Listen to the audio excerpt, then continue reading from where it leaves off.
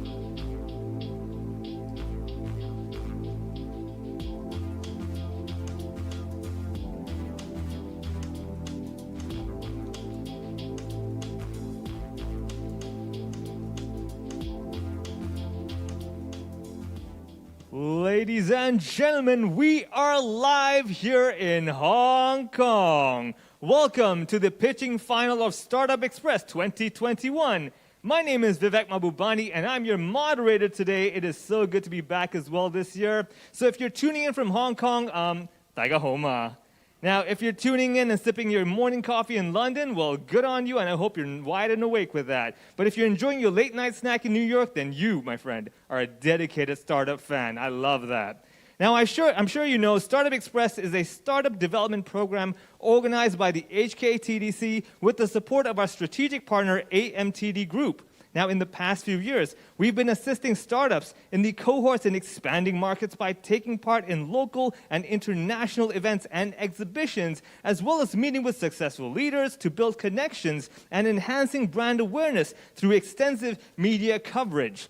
Now, today's event is also co-live broadcasting at our media partner, Goidi Icons app. So, hello to all of you over there who put aside tracking stock prices or tech news to join us today. More people are interested than ever before. Now, lots of registrants actually have told us that in today's live broadcast, they've indicated that they are interested in partnering up with or even investing in startups, which is perfect because that is exactly what Startup Express is all about. Connecting worldwide investors and incubators as well as a variety of corporates to join in. So get excited because we are about to witness 20 wonderful teams and 20 fantastic ideas ahead of us and see which one clicks with you the most.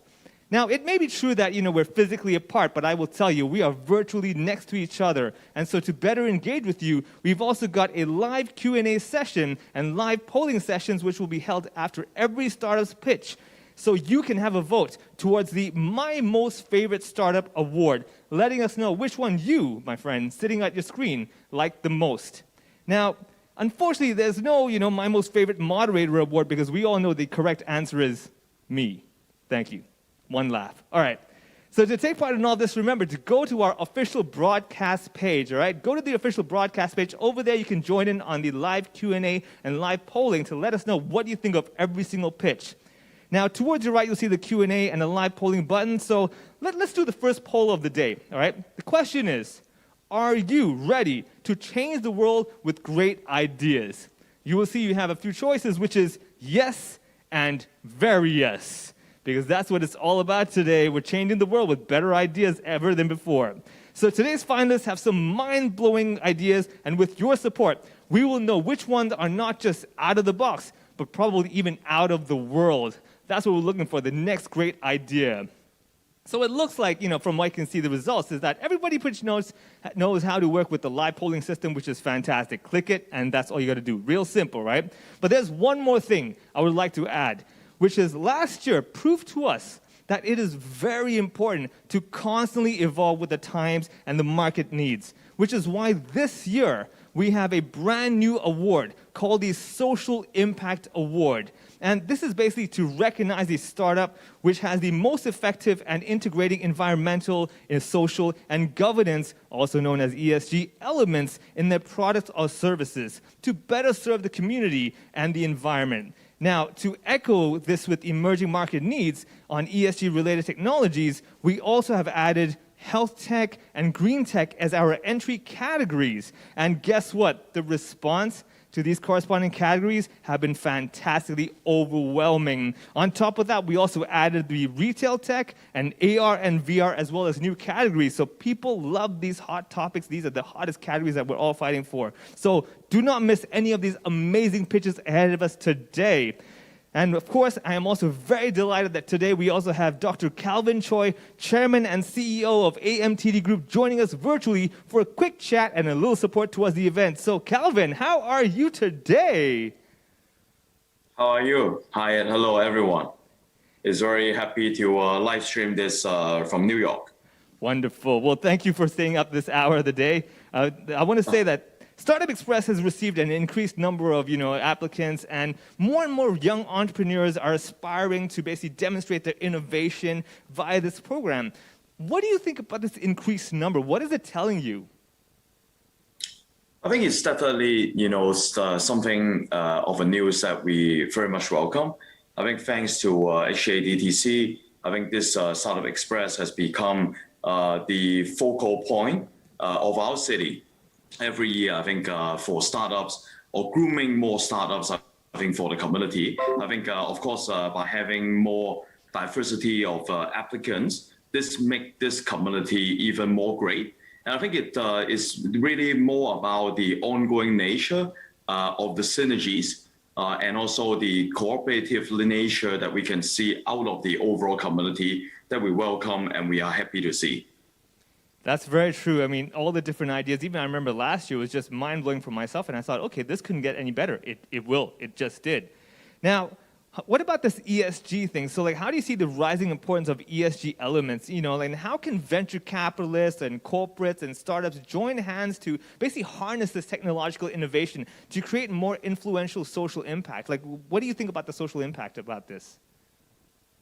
I think it's very important that I think nowadays for every investors, we want to invest, right, picking the right company, but also investing for the right purposes. So we want to invest into the right companies to produce the right impact, not only creating values, but also producing the right values for the society, contributing more, I think, to the better living of everyone. So I think now that technological advancement, digitalization, I think makes many things possible. Just like, now you and I live streaming, from two parts of the whole world. Ultimately, I think technological advancement also bringing lots of proximity, expediting ways that how we communicate, the touch point, efficiency, and also the more of the mass impact.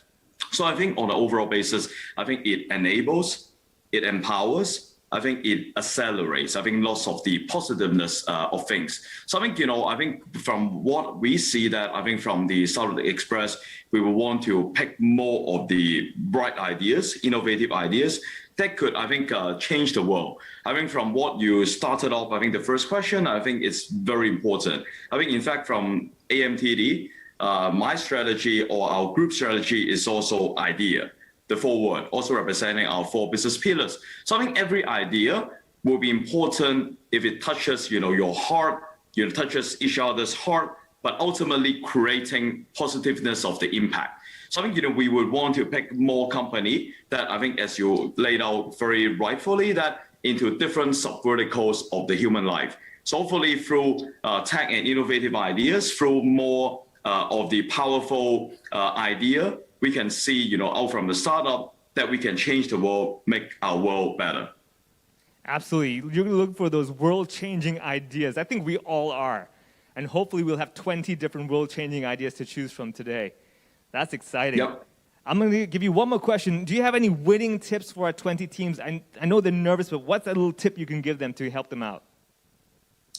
I think tips is that, no tips, right? Just relax and just enjoy the process. I think it's really not about, of course, creating, I think, more of the impact, I think, out of, letting everyone knowing your competitiveness will be important. But I think more importantly, I think, is to interact, to engage, and to embrace the overall of the situation context. I think out of the Startup Express, I think it's not a one point in time of a context. I think it's an ongoing process. I think out of the community curating, I think it's an ongoing process that you interact not only with your current class, your previous class, your future class, but with all of us, not only the judge, or the strategic partner, HKTDC, helping you to grow and to connect with the world. So expanding regionally, bringing your idea from local to regional to global. So I think that's all about the whole process. So I think enjoy and embrace. Fair enough. Today's not the end of it. Today's just part of the journey. So whatever happens, you can continue on and change the world in your own way. Absolutely. Calvin, it was a real pleasure to be able to speak to you from other ends of the planet. And enjoy your late night snack if you're having some. Yep, absolutely. Take it easy. Thank you so much.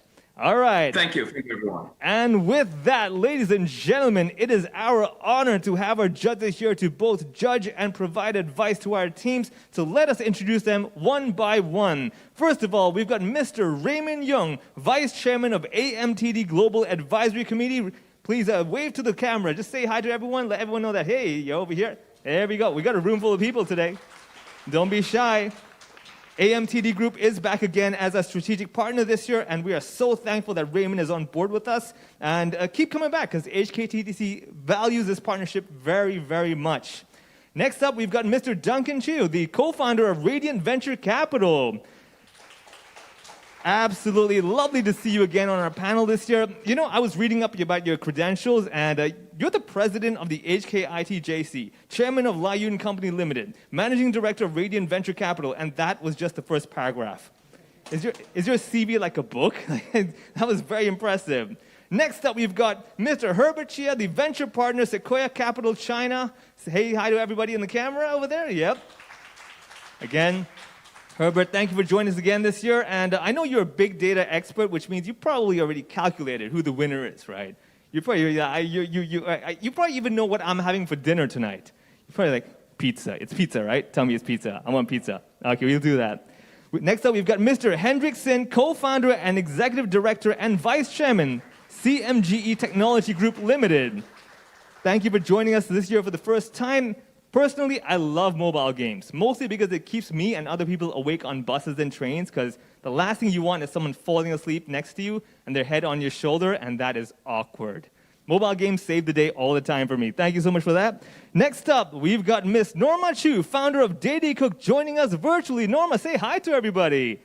There we go. Norma is another addition to this year's panel of judges. So welcome joining us today virtually. Now, I'm curious, Norma. So now that you've expanded, Day Cook to be from an online cooking platform to a multi-sector business, do you still cook every day? Yep, she's like, no, I will not answer your question. I accept that. That's fair enough. That was a dumb question, not worth your answer. I'll take that. And remember, just like our judges, you also have a chance to have your say by joining in our online polls and Q&A, as well as voting for my most favorite startup award. And apart from our distinguished guests today, we've also got some renowned venture capitalists and incubators joining us today in person. Say hi to everybody, all our friends over here sitting together. Come on, don't be shy. Wave to the camera. Hey, we got people in the room ready to go with the next great idea. So hopefully today you will enjoy yourself and also be able to identify the startup that clicks with you and that has the most future collaborations ahead for you to enjoy together.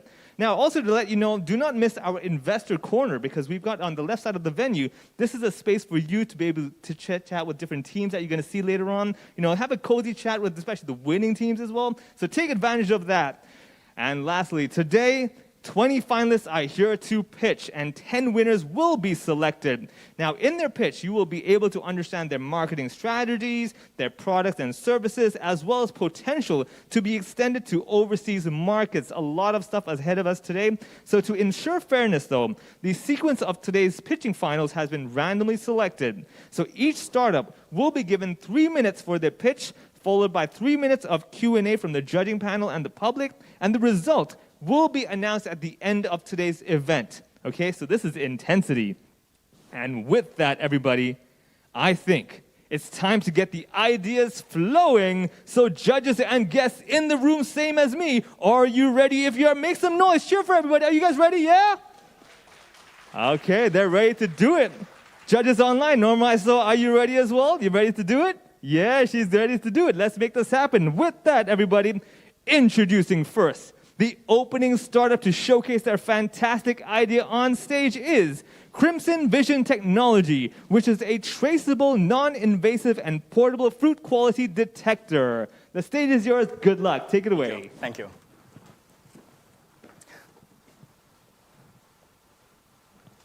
All right. Good afternoon. I'm Conrad from Crimson Vision. So nowadays people love fruit, especially the watery and sweet fruit. So these are, for example, grapes, watermelon, etc. But this fruit can be expensive. But still, people love it. They buy for parties or celebration. So there's a new high-end fruit market targeting for the customer who are willing to pay for the high-end fruit. With this new market, there's some new problems. For example, there's lack of quality information about the fruit that you are buying. There's lack of data for the industry to analyze.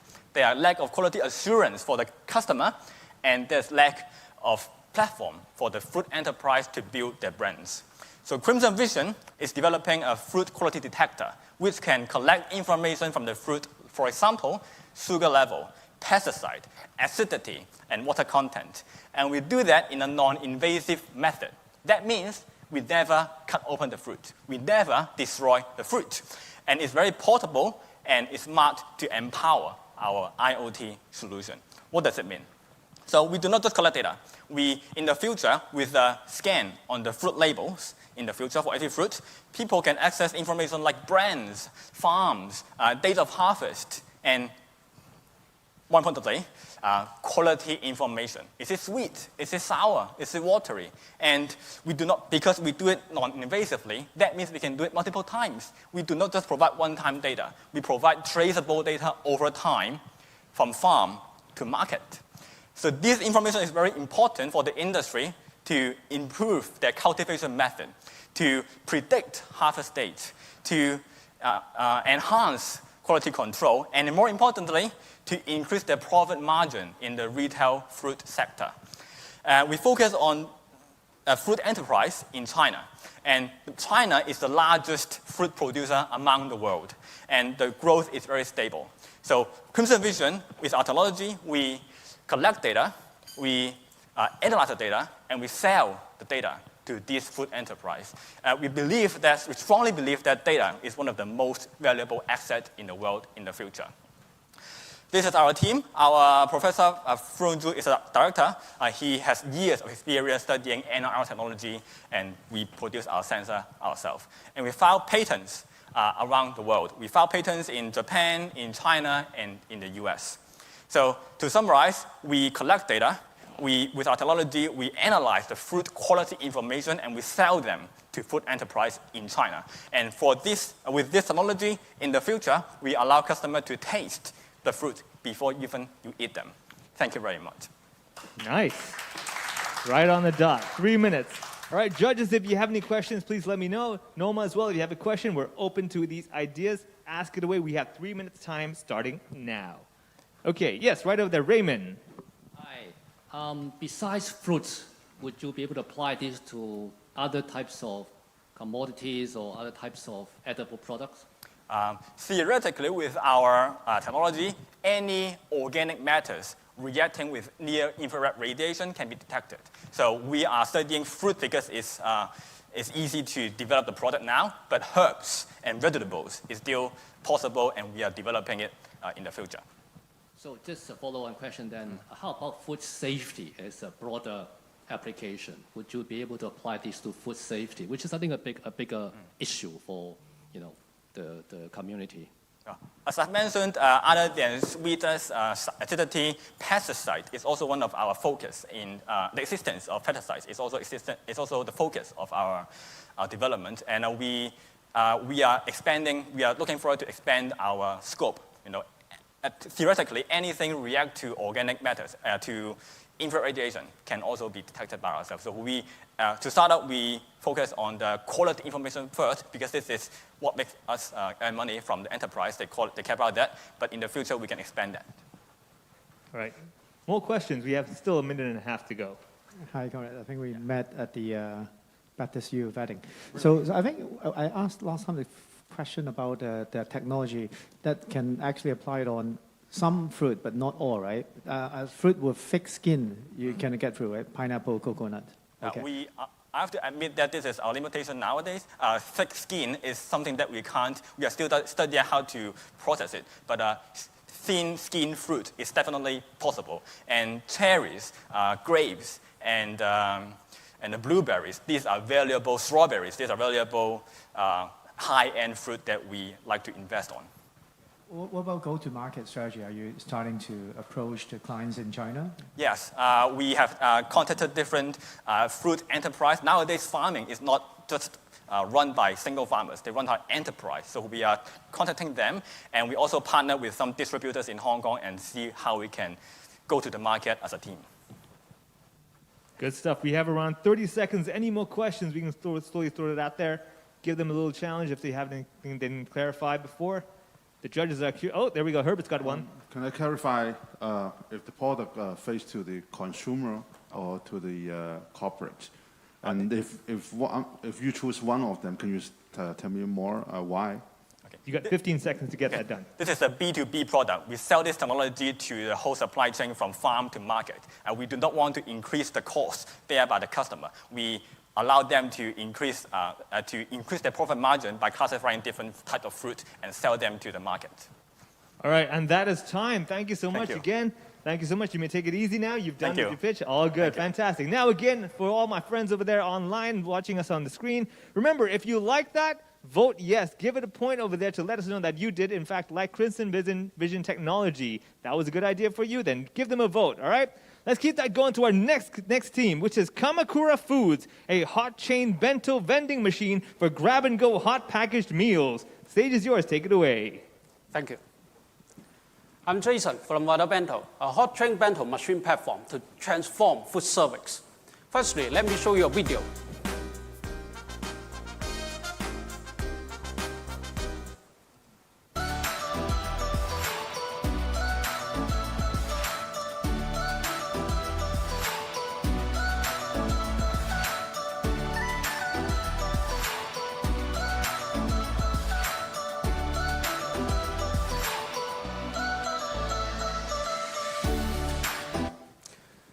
The features of our hot chain bento machines are hot, speedy, hygienic, and with our self-owned IPs. Water Bento is not a company selling the vending machine, but a company building an all-in-one platform to help food service companies expand their sales channels using our bento machines. The platform includes the machine, hot chain logistic equipment, license approval support, e-payment solution, and AI system. Particularly about the AI system. The system recognizes customer behavior inside the sales funnel and then analyze it together with our machine inventory and bento popularity. For example, at 1 p.m., our system recognized many customers came, evaluated the menu, but finally did not purchase anything. Why? One possible reason is that the bentos they want have been sold out. Then in future, we can further increase the supply quantity for those bentos. How do we transform the food service? We help F&B companies to expand their sales channel using our bento machine platform. The restaurants of F&B company will serve as a hub to supply the food, and our bento machine will serve as distribution satellite to help them expand the sales channels from the restaurant to the lobbies of office buildings, hospitals, and schools. And the cost is just half of food delivery platform. Water Bento's business have been verified by our operations in Hong Kong. Then why am I here today? That's because Water Bento is actively expanding the business in Asia F&B markets. For Japan, the kingdom of vending machine, we have shipped our first vending machine to Tokyo. And the Japan's F&B giant company are highly interested in deploying our machine to automate their food sales process. And for Southeast Asia, we have potential clients, including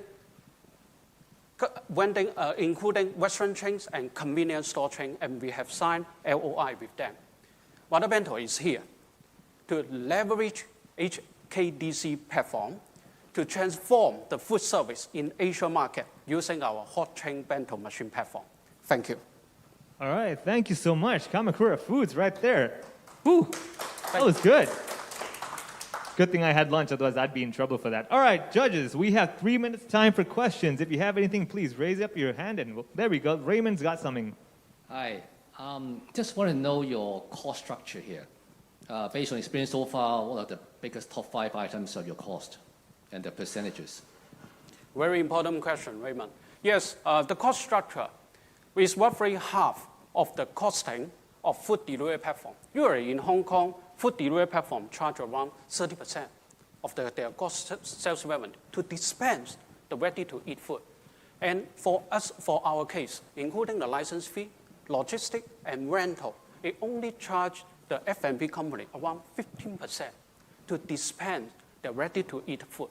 And our advantage is not only the cost. Our advantage is hygiene and also the data insight to provide to the food service company who utilize our products and platform.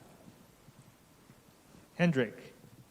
Hi. In fact, I just saw your machine yesterday in Cyberport. Okay, thank you. And I was thinking, and what is your pricing strategy? So there is a Starbucks right beside your machine, right?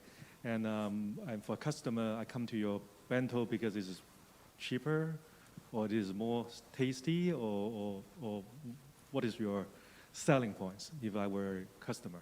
Yes, thank you, Henry, for the insightful question. For the B2C side, our main selling point is not the price. Our main selling point is the speed. Customer can enjoy fresh and hot meal box just within 17 seconds. Just within 17 seconds, and the whole process is fully automated to ensure hygiene of our products. And also for B2B, the pricing is very important. As I mentioned just now, we just charge half of the cost of food delivery platform. Right there. Okay, Duncan has got some questions. Hi, Jason. Can you give us a quick briefing of the team's background? Oh, Founding team. The team's background, a briefing question. Yes, for our teams, I'm the CEO and I graduated and worked in Japan. That's why I have such a passion of bento and vending machine. And for food quality, our co-founder is a Japanese co-founder who was the head chef of City Super, who manufactured and designed and all the recipe and SOP to ensure the food quality so that our B2B customer can have good communication with our company. And for the electronic parts, our technical co-founder is a PhD in electronic engineering from Manchester University in UK, who has 30 years of experience in machine reliability particularly. All right, there we go. I think we just started. You have a last call? No, we're out of time. Thank you so much again. Thank you. One more time, Kamakura Foods. Everybody, if you enjoyed that and you thought that was the one for me, remember to vote for them online. This is your chance to voice your opinions and let us know, what did you like the most? I think tonight I already know what I'm having for dinner, bento and fruit so far. They're changing my mind about pizza is out of the window completely for me. Okay, now we're going to do way more than just food, trust me. I've seen the list and there's a lot of variety we have to go through today. So moving ahead, let's go on to the next team, team number 3, which is Deep Translate, an AI translation platform specialized in financial and legal domains. Here you go. Good luck. Hi, my name is Bethany, and I'm a co-founder of Deep Translate. Deep Translate's main product is a specialist AI translation platform. We focus on English to Chinese and Chinese to English translation and on the financial domain. We let users specify their preferred style of translation. This is where we have our innovation. We also offer post-editing assistance. We translate documents such as prospectuses, annual reports, and investment research reports. Wealth management banks like UBS are a huge market for us. Just look at the UBS website, lots of missing English or Chinese translations. The problem is they need fast, accurate, and cost-effective translation. We are fast, accurate, and cost-effective, and providing style control is a unique bonus. Here are a small set of our paying customers, which include a global bank, financial printers, translation houses. We are B2B. Customer feedback has been positive. Customer loyalty has been good. Here are some figures for our market size. 56 billion language service market globally that we are part of. We draw special attention to the private wealth management industry. This is a big and growing segment of the finance industry that can support our growth. We have reached 3.8 million Hong Kong in revenue last year, and this is from subscriptions, per use, and end-to-end jobs. We have lots of scope to increase existing usage from existing customers and from new subscribers. Okay, revenues are growing fast, and we are at sustainable break-even with scalable growth and therefore profits ahead. Our team consists of 3 founders who work full-time in the company. We quit our jobs to do this. Together, we have over 90 years of relevant experience to lead a team of 7 young people in R&D and in sales. Investor funding can help us to move faster. Up to now, we have largely survived on cash from the founding shareholders and from government grants for R&D. We are in our 3rd year at Hong Kong Science Park, and we just got into their 2-year LEAP acceleration program. Here's the summary. I'd be happy to take any questions that you might have. All right, there you go. Deep Translate.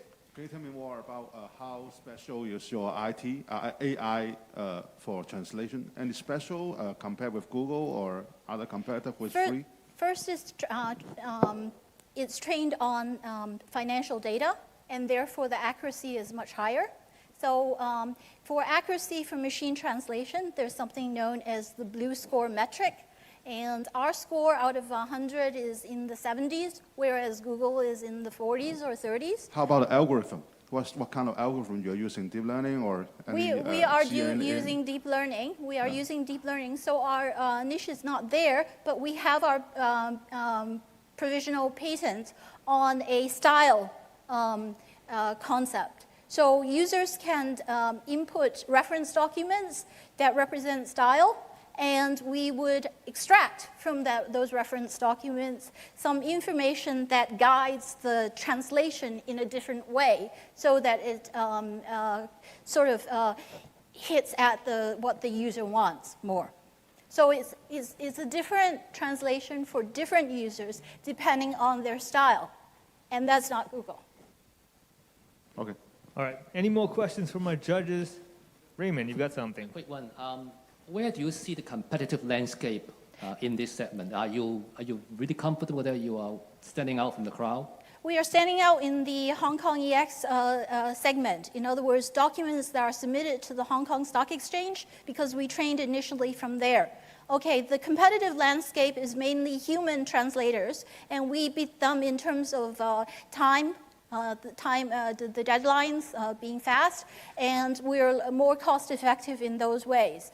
Now, as far as Google is concerned, our accuracy is more because we have, and we also have, the style to it.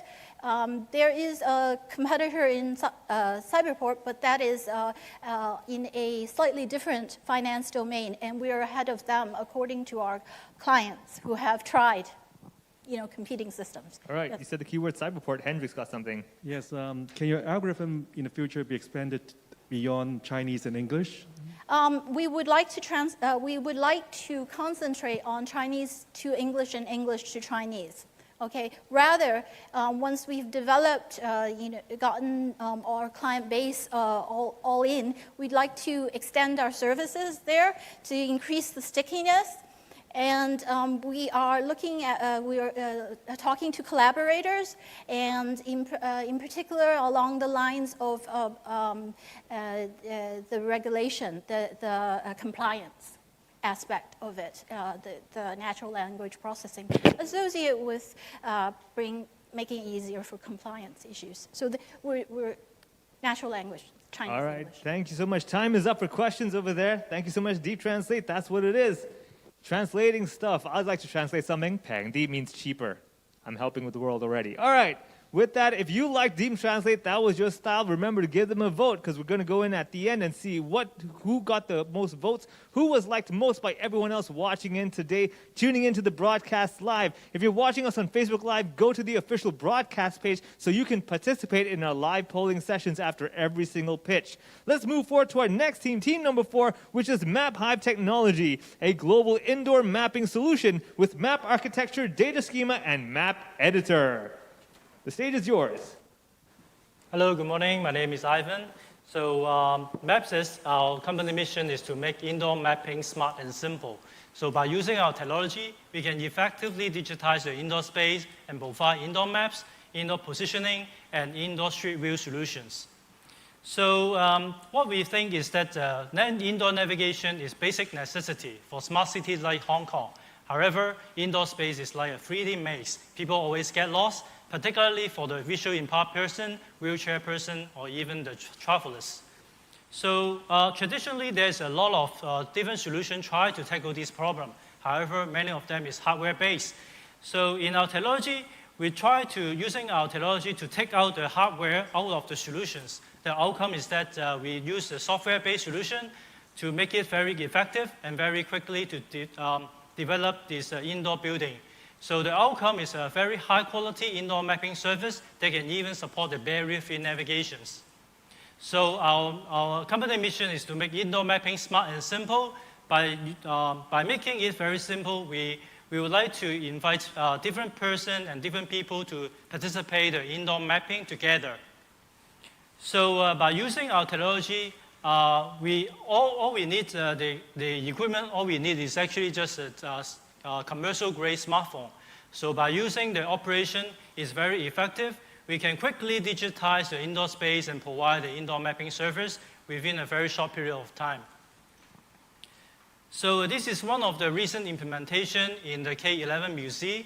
So you can see the person can automatically identify their current floor and also to provide a 3 to 5 meter accuracy within the indoor space. And all the surrounding areas like the shops, the restaurants, and the toilets, and etc.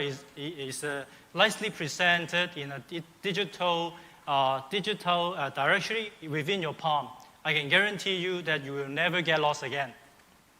So let's zoom a little bit. Actually, our beauty is not only focused on single building.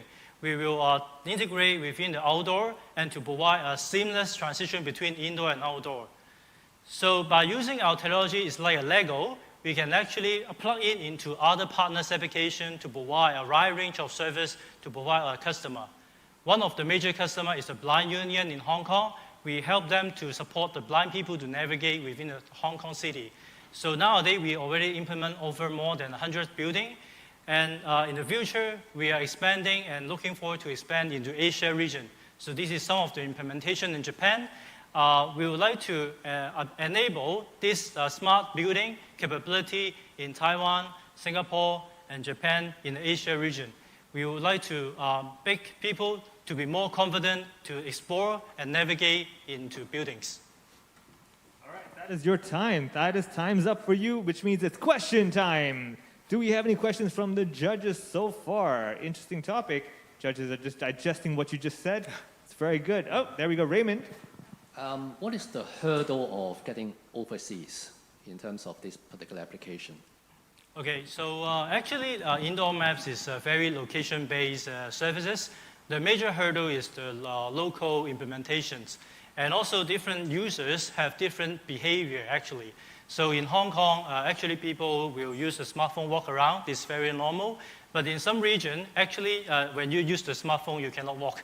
Like in Japan, there's some regulations to prevent the people to walk and using the smartphone. So in terms of user behavior and in terms of local operation, there's some of the major hurdles that we are facing. How we tackle it is actually we will partner with the local partners. We have some of the partners in the local, and will tell us and the user experience, and also we will have the resources to help us to actually implement into different buildings and shopping malls, etc. Hendrik, right over there. Hi.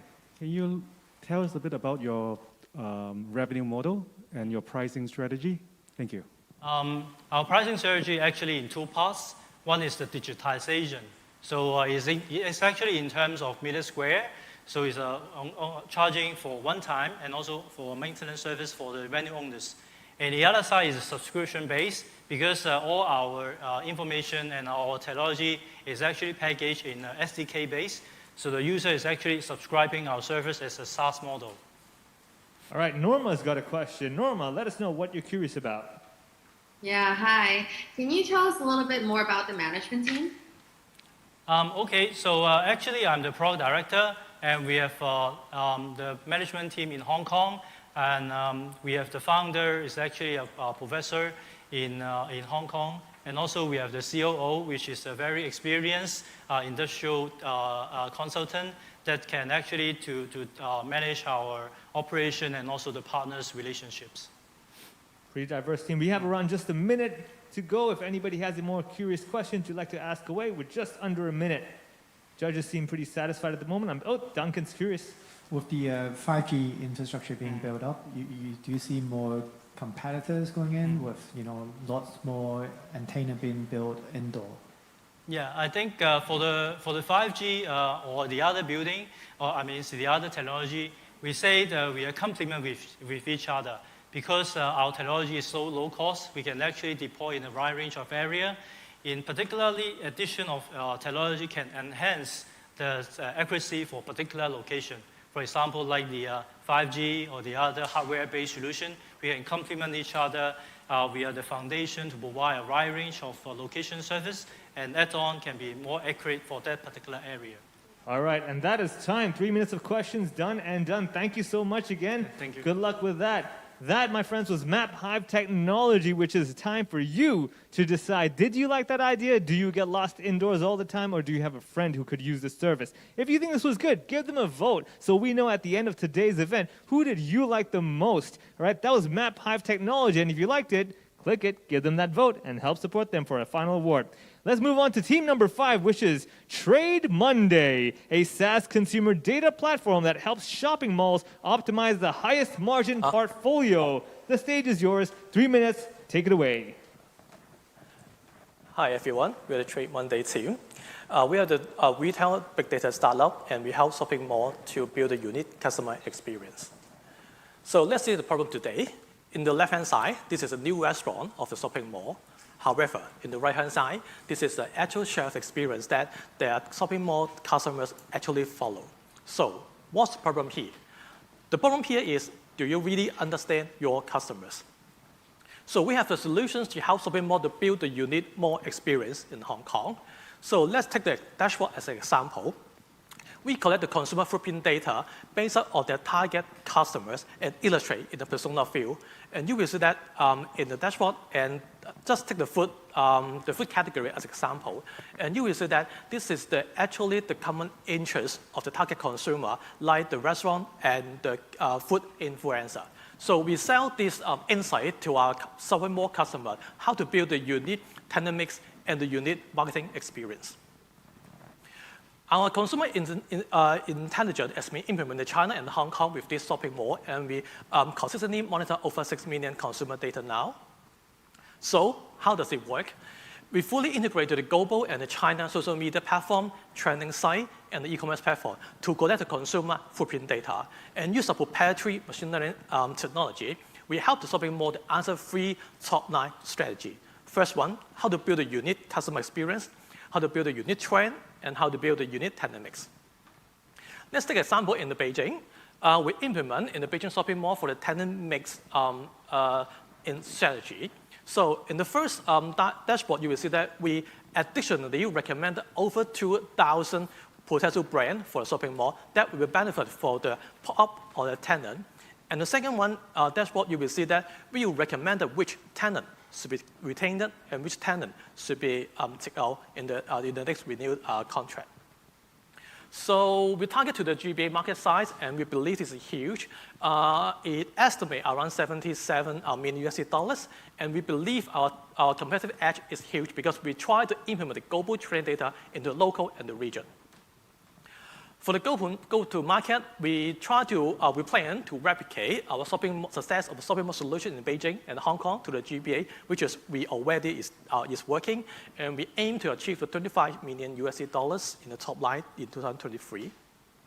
So this is our team. We try to bring the financial model to the retail insight. So finally, this is a roadmap. We are the support our incubations, and we are the winner of the ICT Award Big Data in the last year. This year, we are the champion of K11 Shopping Mall Hackathon, and we just it's a winning company of the Road to GBA's supported by Support. Thank you. All right on the dot, 3 minutes over there. It is time for questions for Trade Monday. Herbert. It's so different between China and Hong Kong when you're connecting the data. Mm-hmm. And can you tell me how would you do it? Because there's so difference between the social listening. Actually, we are not social listening company, so we collect the social data, like the e-commerce data and the training data. But in terms of the use case, we saw it in the Hong Kong and the Beijing, so that we're trying to connect the data within the Hong Kong for the Hong Kong shopping mall, or we try to connect to the China data or global training data to sell the Beijing. Because in China, they're also looking for the global training data. As well as the local data. So that's why we leverage our integrations of the global and the China data source. That's why we can serve in different countries. But what I mean is that compliance are so different, right? In China, how can you getting the data for customing for the shopping mall? Actually, we collect the data from the public site. So that we are not specified as one consumer data. We use a cluster. So for example, like we can collect the, for example, like the Gen Z data, for example, like in Tmall, so that we are looking for what they purchase in the Tmall in this brand, so that we recommend it for the shopping mall or for the retail brand, so that they can try to see what brand they can introduce to their shopping mall. So that we use this kind of logic to help to build our insight. So you cannot doing a consumer clustering, as you said in the PPT then, right? Consumer clustering is not possible because it's not to a person. Not because in a sector, so in a segment, we use clustering to segment the customer segment together and build the insight. Okay. All right, 1 minute to go. Any questions from the other judges as well? Anything you'd like to know a bit more clarification on? Judges seem pretty satisfied. Herbert was pretty good with the questions. Let's see. Oh, Raymond's curious. Just tell us the biggest hurdle you see from getting into outside just Hong Kong and China. Do you plan to do so, and what country would be your priority? Actually, the Hong Kong and China, we focus on the shopping mall industry that will be the Hong Kong and China. But actually, our company is not just for the shopping mall. We start with our business with the groceries. We start business in the United States with our business in Turkey. So that we also provide this kind of data for this grocery in the Europe and the US. So for us, this is no limitation. It applies in the shopping mall, grocery, whatever, because every business is targeted to the consumer. So whatever we can know what consumer like and dislike, so that's why we can sell this kind of data to any other industry. But we just start with the shopping mall in the GBA. All right, that's it. That's 3 minutes. Thank you so much. That was Trade Monday, everybody. Again, just to remind you, if you're watching us from Facebook Live, go to our official broadcast page to join in this polling to let us know, did you like Trade Monday? Was that your thing? Did you just like the name? I like the name. I like to trade Monday with Sunday, but hey, some things you can't have in life, right? But having said that, we've done 5 teams, which means we're still going to keep this going with our 6th team of today, which is Panoptic AI, a smart AI temperature screening system capable of large-scale simultaneous screening. Here you go, 3 minutes.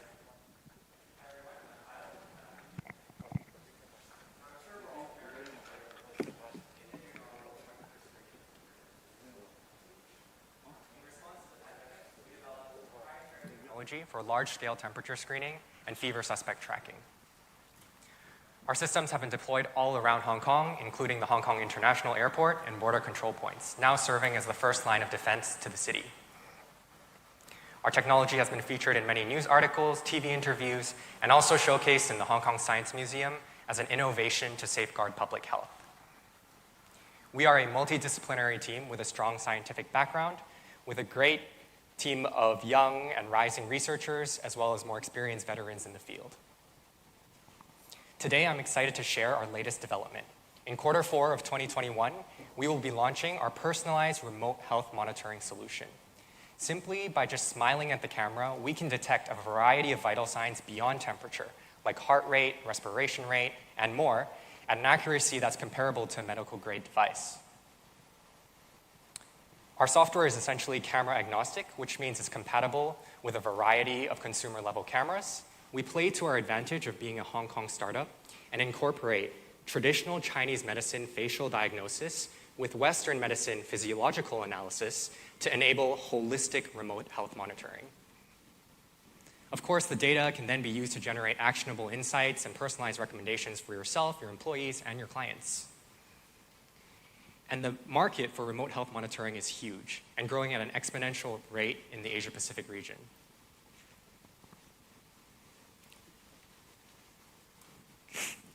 Well, basically, our technology can be applied across many different verticals, including telemedicine and insurance, and we are actually, there we go. And in terms of research and collaborations, we work closely with HKUST. We have trial partners in local organizations and also have international support since we recently joined the NVIDIA Inception Program and also the Hikvision Technology Partner Program. We will also be moving into Hong Kong Science Park incubation in July. This is our list of our achievements and awards. Since incorporation in late 2020, We've raised over 3 million Hong Kong dollars from the government, and this is non-dilutive funding from the government and also from competitions. And I just want to end with this, that regardless of your age, gender, or skin tone, Panoptic AI enables you to take control of your health simply with a smile. Thank you. Thank you so much. That was 3 minutes Panoptic AI, which means it's time for questions. Herbert's got some. How would the lighting, affecting your application, the lighting system or environment? Yeah, absolutely. Because our technology actually relies on the reflection of subtle light changes from the human skin, which can be captured by the camera. So ideally, we are looking at constant lighting in the environment, but of course, for our own research, we are also looking at the influence of other factors like movement, different, maybe darker lighting, and if really you want to scan your vital signs in a very dark environment, we have a backup plan to actually just use the back camera of the phone and scan your finger. Right, Duncan over here. You mentioned telemedicine. Is there any real-life case you've been using the technology on you can share? At the moment, we haven't launched any real-life cases yet, but by the end of 2021, we have a lot of trial partners that are lined up that we hope to actually trial our solution with. All right, Raymond over there's got a question. You mentioned that there's a new application, meaning to be beyond temperature. You can measure other important metrics. How confident are you in those measurements, and do you need a lot of data to calibrate and make sure that they're accurate? So in terms of data, yes, we do need a lot of data, but the good thing is we have that data. So we work closely with HKUST, and as a part of my PhD thesis, we're collecting a very proprietary and comprehensive data set of remote vital signs monitoring. In terms of confidence, we are validating our technologies with medical grade devices. So you're looking at, we're very confident in it. All right, we have around a minute and 20 seconds to go. If any of the judges have a question, Hendrik over there is curious. Can you shed some light on your overseas expansion timetable? Yeah, so we want to start by focusing in Hong Kong because we also have to go through some regulatory processes, and we all know that's an expensive and long process. But in the meantime, we treat ourselves, or we brand ourselves as a monitoring and a wellness solution, and we can actually start, trialing our solution with different industries like insurance, telemedicine, startups, elderly homes, and so on. So at the moment, we're focusing in Hong Kong, but we expect to scale really quickly to overseas. We got time for one final question, which 30 seconds left. If we have half a minute, anything that you're just curious, just a little quick thing that you want to know. If not, it seems like the judges are fairly happy with your answers so far. Everyone's curious, and that's it. Hey, thank you so much. That was time. Thank you. Panoptic AI, good luck with that. So everybody watching in, if that was an idea you want, think about it. One day you could be doing a selfie, and instead of just taking a photo, it's taking your whole health record into consideration. That's something I would definitely want to play with. So if you like that, remember, go to our polling and give them a vote and say, hey, this was my thing. This was the one that clicked with me. Give them a vote, because at the end of today, we will tally up who got the most number of votes from our audience watching in. Next up, team number 7 is SOCIF, which is a smart passenger information system that shows estimated arrival time and detects seat vacancy. 3 minutes, the stage is yours. Sure. Hi guys, I'm Jason from SOCIF. So basically, what do we do?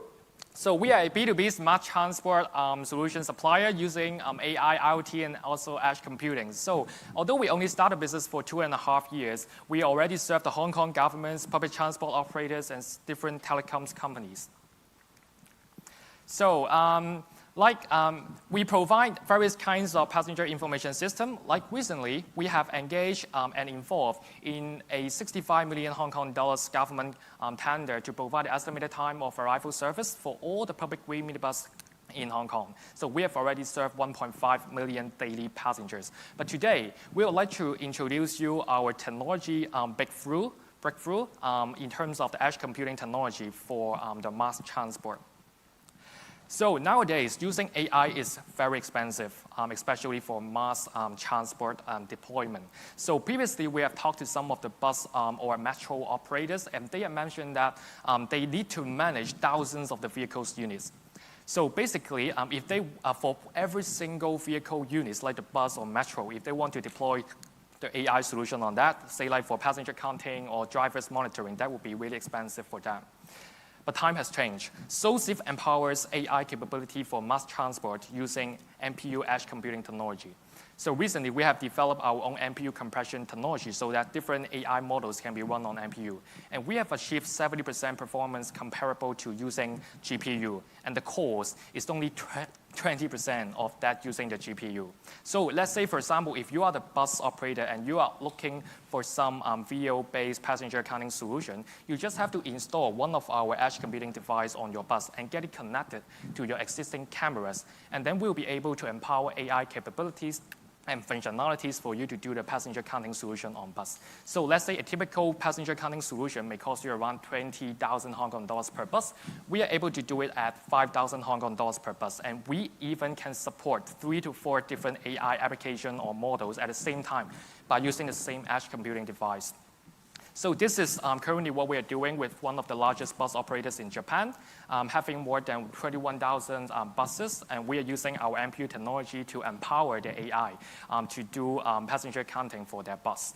So not only our technology can be used in public transport, but also in robotics, autonomous driving, or even drones. So this is our team. In 2 years' time, we have grown to a 12 employees startup teams. And last year, we have achieved 2.5 million revenue sales. And this year, we are hitting the target of $7 million. So let's join SOSIF to empower AI in mobility. Thank you. All right, that was SOSIF, everybody, which means it's Q&A time. We got 3 minutes to do this. Let's see if the judges have any questions so far. Raymond's got one. Talk a bit more about the team's background. Sure. So basically, we are a young team, and the average age is around only like 24 to 25 years old. In fact, I'm the oldest one already. And basically, among 12 of us, 90% of our employees, they're from technical backgrounds. So they study like computer engineering, computer science, etc.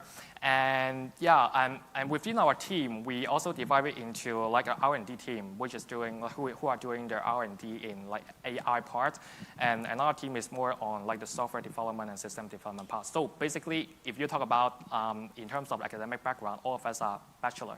Yes. Right, Hendrik over there. Yes, hi. You mentioned you have cost efficiency, like $5,000. You can have the equipment installed. What about the accuracy, the benefit side, the precision? I mean, if there's a lot of people on the bus, is the counting very precise? So basically, when it comes to the accuracy, it's more on the solution or application level. For example, like different AI suppliers, they may contribute different AI models, for example, like to count the people. So maybe company A, their AI model to do the passenger counting, they are 90%.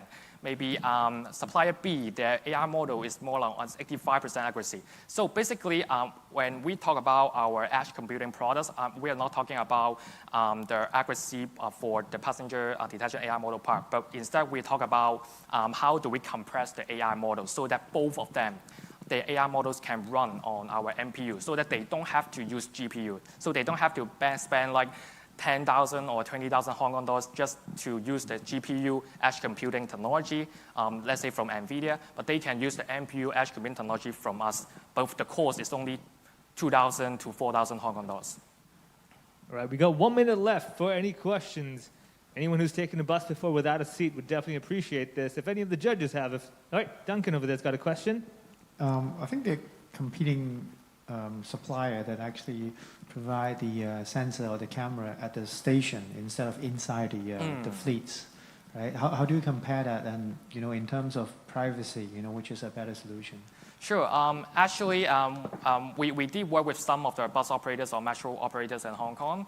And at the very beginning, we actually provide some privacy-friendly solution. Let's say using LiDAR, thermal, radar, this kind of sensor for them to detect, no matter it's on the platform or inside the vehicles. But when it comes to the real deployment, they're very concerned about the cost. So that's why maybe for one bus, it may cost them like 20,000 Hong Kong dollars to deploy a privacy-friendly solution. But when they look into, oh, there's another solution, they can do it the same way, but the cost is only like $5,000. So maybe they will also like have some switch between the solutions. All right, well, there we go. That is time. That's 3 minutes. And thanks so much. That was SOSIF, everybody. Good luck with that. Thank you very much. Again, anybody else who's watching this today and you want to say, hey, I really like that, this is your time to give us a vote for our online polling. Remember, at the end of today, we're going to have an award for the one who gets the most number of votes. My most favorite startup award will go to that person. So if you like SOSIF, you think, I would definitely love to make sure I get a seat on a bus, then hey, this might be your choice. And that means we're over to team number 8, the 8th team of today, which is Kinshun Information Technology Hong Kong, a data-driven intelligent logistics technology platform in Asia that provides last-mile delivery solutions. 3 minutes, go. Hi, everybody. I'm KK, CEO and co-founder of Seek. Seek is a smart logistics company in Hong Kong and South Asia, and maybe some more background. 2017, we incorporated in Hong Kong, and we launched Seek in 2019, and Sunfeng Express invested on us. And 2020, we already be the leader position in Hong Kong for the 2B model. 2020, we closed around $10 million to expand to South Asia, and now we are positioning ourselves as a quick commerce solutions. And you can see the right-hand side is our footprint. We already go to the different South Asian market. Vietnam market, we are serving Circle K, Pizza Hut, Malaysia, Thailand. You can see Singapore, and we target to launch our Taiwan market in Q3, and we target to go to another South Asia within 1 year. And you can see that we are using the smart logistics. We are light asset. That means we didn't own any vehicles, riders. We make use of the big data, how to do the routing, stacking orders, make sure that we have the positive GP. It should be very practical to use the data. And we have 3+1 service, starting from the left-hand side, instant delivery. In Hong Kong, we are serving McDonald's, Starbucks, Pizza Hut, even HKTDC Express, just launched the service. And you can see the point-to-point, 1 to 4 hours. City Super, Uni, Hong Kong, actually you are using us. Seat to door, maybe you can buy the sport items like the Decathlon, actually using us. We are serving the same day and next day.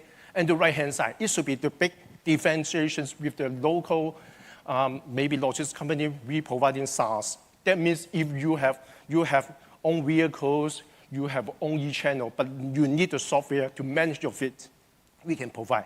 Now, Circle K Vietnam, Money Group in China, actually they're using us to manage them over 10,000 orders per day, and even manage 2,000 riders per day. Actually, they're using us. You can see our clients starting from the left-hand side, F&B, grocery, retail, and even hotel and something like the healthcare and clinic. Actually, they're using us. Even there's some platform, HKTV Mall, Uber Eats, Deliveroo, YQ, and OpenRice is using us. And even the traditional logistics company, Sunfeng, Carry, YTO is using us. Because we are doing the instant quick commerce and even how to make use of the crowdsourcing resources to do the last mile. And according to the revenue, you can see that last year during the COVID-19, actually, we held the business. That is time. That's 3 minutes. Time flies real quick when you're having a good time. But that's 3 minutes, everybody. Time is up, which means we go straight into Q&A time. Judges, if you have any questions about this, please ask away. This is your chance. 3 minutes again. Everybody sitting at home, remember, think about it. Get your polling state ready. Now, Raymond over here has got a question. Okay, I guess one of the key measurement success is how to handle the complaints from customers and satisfy the demands. So how do you manage and monitor the performance of these riders?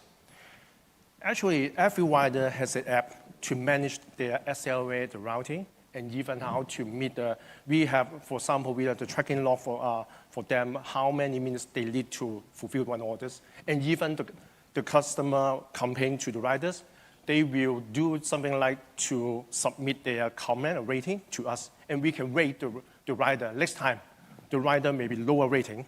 It should be the crowdsourcing, the spirit of the crowdsourcing, make use of the performance to rate and to give them orders. All right, any more questions? We still have a good 2 minutes to go. If anybody's curious about anything, please raise your hand and I will let you ask away. Delivery is very important nowadays. People want to make sure they get their stuff without having to run around town. It's always safe. It's a good technology you have. The judges seem pretty satisfied today. You explained pretty well. That's very good. That's a good sign in its own way. So I'm going to say that everyone is question-free, which means thank you so much again. That is your time. I believe the judges are satisfied as well. So thank you so much. I think we're good to go. Maybe I can, I have 1 minute. Can I supplement now? I will give you 20 seconds. Okay. We are actually helping the customer, the merchants to build their O2O. And we hope we can be the unicorn in the futures, which can help the merchants go to the online. This is digital transformation. Hope you can see in the futures in sufficient. Perfect. Perfect timing. That was 20 seconds right there. Good luck with that. Thank you so much again. Everybody, that was it. That was Kinshun Information Technology Hong Kong. If you like that, remember, if you're watching us on Facebook Live right now, you're missing out because you want to join us on our official broadcast page where you can submit your live Q&As and also join in on the polling. If you like this one, this is your time to give them a vote because at the end of today, we will be selecting the most voted team from the audience watching us in tune today in this live broadcast. Moving ahead, we've already done 8 teams. Moving on to team number 9. This is Data AI, an AI solution that connects in-store video cameras for insightful retail data analytics. 3 minutes, good luck. Thank you so much. Good afternoon, everybody. I'm Patrick from Data. Today, I would like to walk you through what's happening in the retail sector. So currently, under the pandemic, everybody is talking about online retail, e-commerce. But in fact, when we look into the data, more than 80% of the data, more than 80% of the retail value is still accounting on the offline brick-and-mortar stores sector. And on the other hand, when we look into other data set, well, retail sector is catching really fast. They're spending a lot of money in the data analytics solution. And especially in the Southeast Asian market, they're growing around 20% every year in this market. However, when we look into the retail reality, on the online perspective, we have a lot of good tools. But in the offline sectors, some of the retailers are still relying on manual counter to do people traffic management. Some of them are more advanced, but they have to base on hardware sensors that takes you a lot of time to install and to integrate. So that's why our team, we have decided to develop our product, an AI cloud video analytic platform, Cyclops. All it takes is three simple steps to help you to connect your stores to an intelligence platform. So first off, you need to connect any surveillance camera inside your store. So we do not require you to install any additional cameras. And after that, the camera's feed will be connected to our cloud server, where our proprietary AI model will be processing them to help you to analyze how your customer behave in your sectors. And after that, we will be having our real-time dashboard and business intelligence report to give you the business insight and recommendation to help you do better businesses. So to support this platform, we have 3 major technology pillars. First off, we have Kubernetes that allow us to help to build a very stable, while also an auto-scalable platform. Meanwhile, we have TRS, a very new technology that helps us to fully utilize the GPU resources. And last but not least, our proprietary AI patent pending model, CRNN, help us to increase our AI accuracy as well.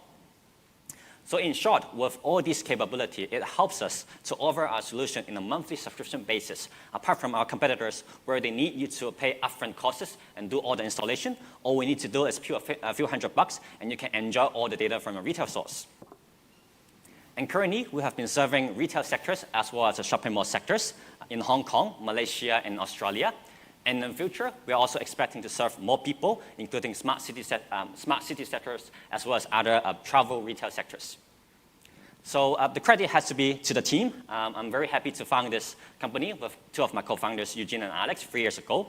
And we have also been very honored to be awarded as the Forbes 30 Under 30 this year. And also credits to my team's fellows. We are a very diverse team. We have a team background from Korea, from India, from the States, from Taiwan. Of course, we have also a team of very passionate Hong Kong engineers. And we also have a very experienced head of business development inside our company. He has more than 30 years in the retail sector to help us to boost our businesses. So this is the end of my section. Time is up. Perfect for questions. Okay, so judges, this is your chance. Raymond has the first one to go. Based on your experience and feedback from your retailers, what are the most beneficial aspects that they derive from your analytics reports? And what are, on the other hand, the additional information that they did not see, but they want from you, but you cannot provide now, which you have to do more to provide, and if so, what are those? Okay, so first off, I would say there's two major points that we offer to our customers. First off is that we help them to identify a problem. For instance, there's a client for us, they have been doing a very bad sales, but they have no idea, is it because of low traffic, or is it because the product is not selling well? So with the data, it's very simple. We directly see that, okay, there's no traffic, or in other words, there's a lot of traffic, then we correlate the problem, and we can find out and correlate a solution for that. The second aspect is we sometimes help them to spot those that they probably have not spotted before. For instance, we can also measure the people flow outside the store. So we can help them to understand whenever they are in a good spots, whenever other third-party, other variables, for example, weather, festivals also affects their store performance. So these variables have been helping them to better predict their trend in the future as well. In terms of what they want to see in the future, I guess they probably want to look into more about their product. So currently, what we can do is we can evaluate whether your visitors is engaging within the zone. So we can, by measuring their velocity, we know that did they stop there, did they engage, but we cannot do as precise as did they engage with the product, did they pick it up, did they play around with it. We cannot do it yet, but with the advance of the AI technology, we are building a lot of recognition model to try to recognize the movement as well. So in the future, we hope that we can also analyze that so that we have more data referring to the product side to our customers. All right, we got just above a minute to go. Do we have any more questions from our judges? Just putting some notes down. Something you said was definitely interesting to them. Let's see, we got 1 minute, guys. Judges looking over there. Hendrik. Can you give us a sense of your revenue scale? Sure. So we are doing around a few $100 US per month on our customers, and we have around almost close to 1,000 cameras on board on our platform right now. And in this year, we're targeting around $1 million US annual recurring revenue. All right, last 30 seconds, half a minute to go. Duncan. And you said you don't have to ask the customer to convert their infrastructure, right? The surveillance camera. But some of these are really old age, right? Built in the 80s and stuff. Would that still work with your software? Well, it depends. We usually talk to our clients that if you have more advanced cameras, the accuracy is better. But we also work on relatively low accuracy, say 480p cameras resolution. So we're handling around 90% plus cameras in the market, especially in the Southeast Asia market. That probably the devices are a little bit more old-aged, but we can still handle that at ease. All right, and that is time. 3 minutes of questions done and done. Okay, everyone, so that was Data AI team number 9 so far in our session today. And if you like that, remember, log into our official broadcast page and give them a vote, because my most favorite startup award will be happening at the end of today, and it all counts down to what you like the most, giving them the most number of votes, which means they have a higher chance of winning that prize. So again, if you like Data AI, give them that vote and let it happen. Moving on to team number 10. This is Benefit Vantage, a patented mobile authentication solution via IP address in partnership with telecom operators globally. 3 minutes is yours. Hello, it's a great pleasure to share this stage with another amazing finalist. I'm Alexandra, Marketing Director of IPification, company that revolutionized the way we authenticate our mobile devices. You may be aware of the problems with SMS one-time codes. They don't always arrive, they interrupt our user experience, but most importantly, they're very insecure. They're vulnerable to SIM swap attacks and other cybersecurity loopholes because they have never been intended to serve these purposes. Good news is that there is an alternative solution already commercialized in the market. It is called IPification. We started with healthy revenues in 2020, but more growth and exposure is expected to come very soon. You may like to ask me how we forecasted such an exponential growth in such a short period of time. First of all, we based our forecast on a solid footprint of network operators. To date, we partner with 33 telcos in 18 markets covering more than 500 million mobile users. And about 50 telcos are in our pipeline and expected to go live within the year. The second thing is that we managed to turn our competitors into our partners, and we established collaboration with already entrenched market players such as Sinch, Boku, GBG, and so on. So we enable our seamless authentication technology in their services, in their applications, and we help them serve their mobile users' authentication needs. Finally, IPification is a genuinely unique technology where a super strong possession factor verification, which is based on 3 main network parameters, which are phone number, SIM card number, and the device number. The authentication happens seamlessly at the background in a single tap and is based on user IP addresses. So here you can see a video how it works. So all you need to do is you open the app you want to use. You will need to type in your phone number and click the verify button. The authentication happens seamlessly at the background. You don't need to wait for SMS or voice call with the code. And like in a second, in a single tap, you will get access to the app and you can use its services. So we are sure that IPification will become a norm very soon. We have already received recognition in the market because we do not ask our end users to compromise on security, privacy, and user experience. We enable all 3 at a very high level at the same time. We have received several very reputable awards in the sector. IPification is a great team of experts, international team, and we all share the vision that next generation of mobile authentication must be frictionless, it must be super secure, and it must protect user data and privacy. So I hope that you share this vision with us. Thanks a lot for your attention, and I look forward to your questions. Right there, that was Benefit Vantage, everybody. Looking into the future. This is 3 minutes of question time. Judge, is Raymond over there? Hi, could you elaborate on your current cash flow situation and your runway, etc., going forward? So how it works, like we have a very easy and transparent business model. So we sign agreements directly with our service providers, with app developers, and they pay us authentication fees, and we share the part of it with our telco partners. Or alternatively, our telco partners will sign agreements with the existing customers, and then they collect the revenues and share the part of them with us. So this is how it works, and our business model works on subscription basis or per authentication basis. So it's very flexible, and in terms of cash flows, like yes, as I already said, that last year we started with healthy revenues. This year we expect to multiply it by 5 times. Right. So what is your cash burn? Sorry?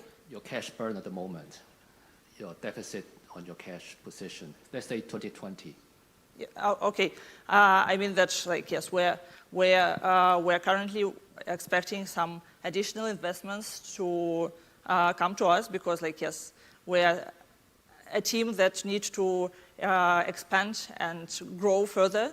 So we want to grow and scale our business. So that, like, yes, we're waiting for additional investments. Does it answer your question? You're looking at the financial burden, right? You were saying? Yeah, exactly. I mean, what is the amount of cash deficit, put it this way, that you experienced this past year? You have revenue of 2.3. What is the total cost? The total cost. Okay, I would say that the burnout was around $4 million. So, like, yes, we're still expecting to break through in the next years. All right, 1 minute left, everybody. 1 minute of questions. If any of the judges are curious about anything, this is your chance to ask. Benefit Advantage over here. Judges are looking at their notes. All right, Herbert over there. Do you come across with some global compliance problem while your service rolling out to Europe and China, or where else when they have a different compliance rules for your solution? I got the point. So actually, we do not collect any personal information because, like, yes, we respect the privacy of our users. All the 3 factors parameters, like the phone number, SIM card number, and the device number, when it comes to our GMID box technology, they are hashed, so there is no issue with privacy. So, like, yes, when we come to markets in Europe or Southeast Asia, like, yes, our technology fulfills all the security and compliance requirements. I'm not quite sure, but would you go to China? Yes, we consider going to China. But did you get any, green light for that? Getting all this data together into a centralized area in IPification?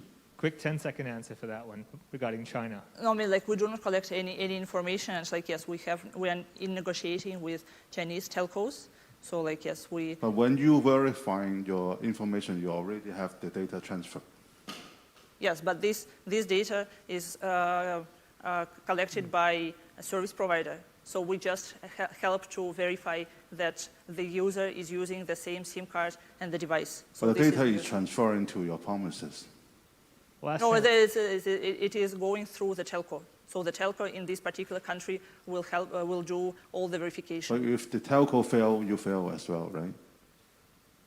I mean, it's like, it's impossible. There's a problem with the telco. Those are the real questions we have to ask today. Well, thank you so much, Herbert. That is 3 minutes of time.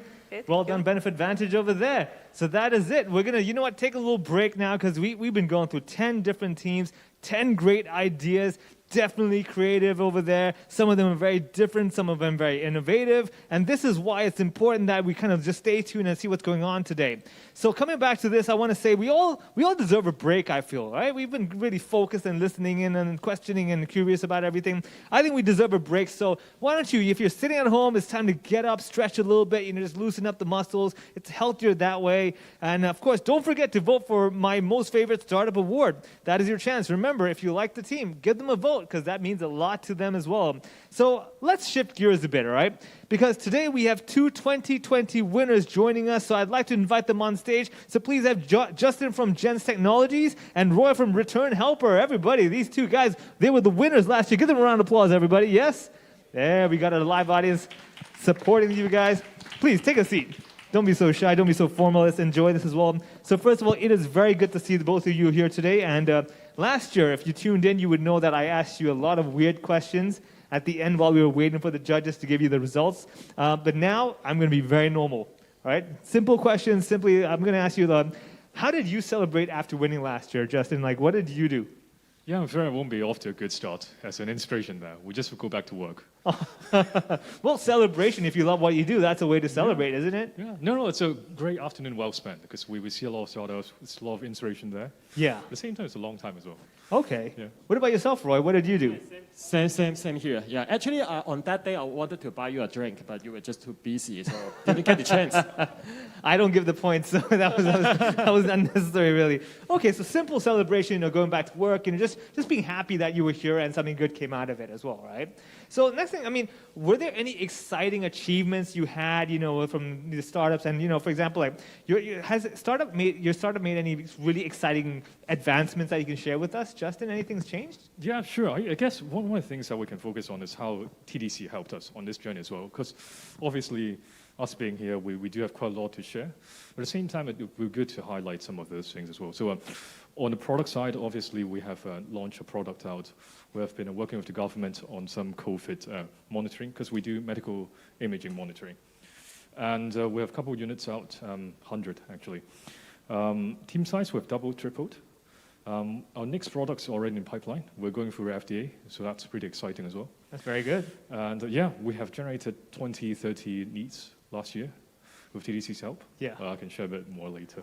Fantastic. I mean, that already tells you that's what Startup Express is all about, right? Basically leveraging you from just a contestant all the way to what can we do for you, how can we work together, and just seeing where you can go, expanding on your potential. What about you, Roy? Did any big things you want to share with us last year? Yeah, sure. I'm just so jealous of Justin. I have a good improvement in the past 12 months. Yeah, but same here. Yeah, over the past 12 months, our revenue actually grew 4x.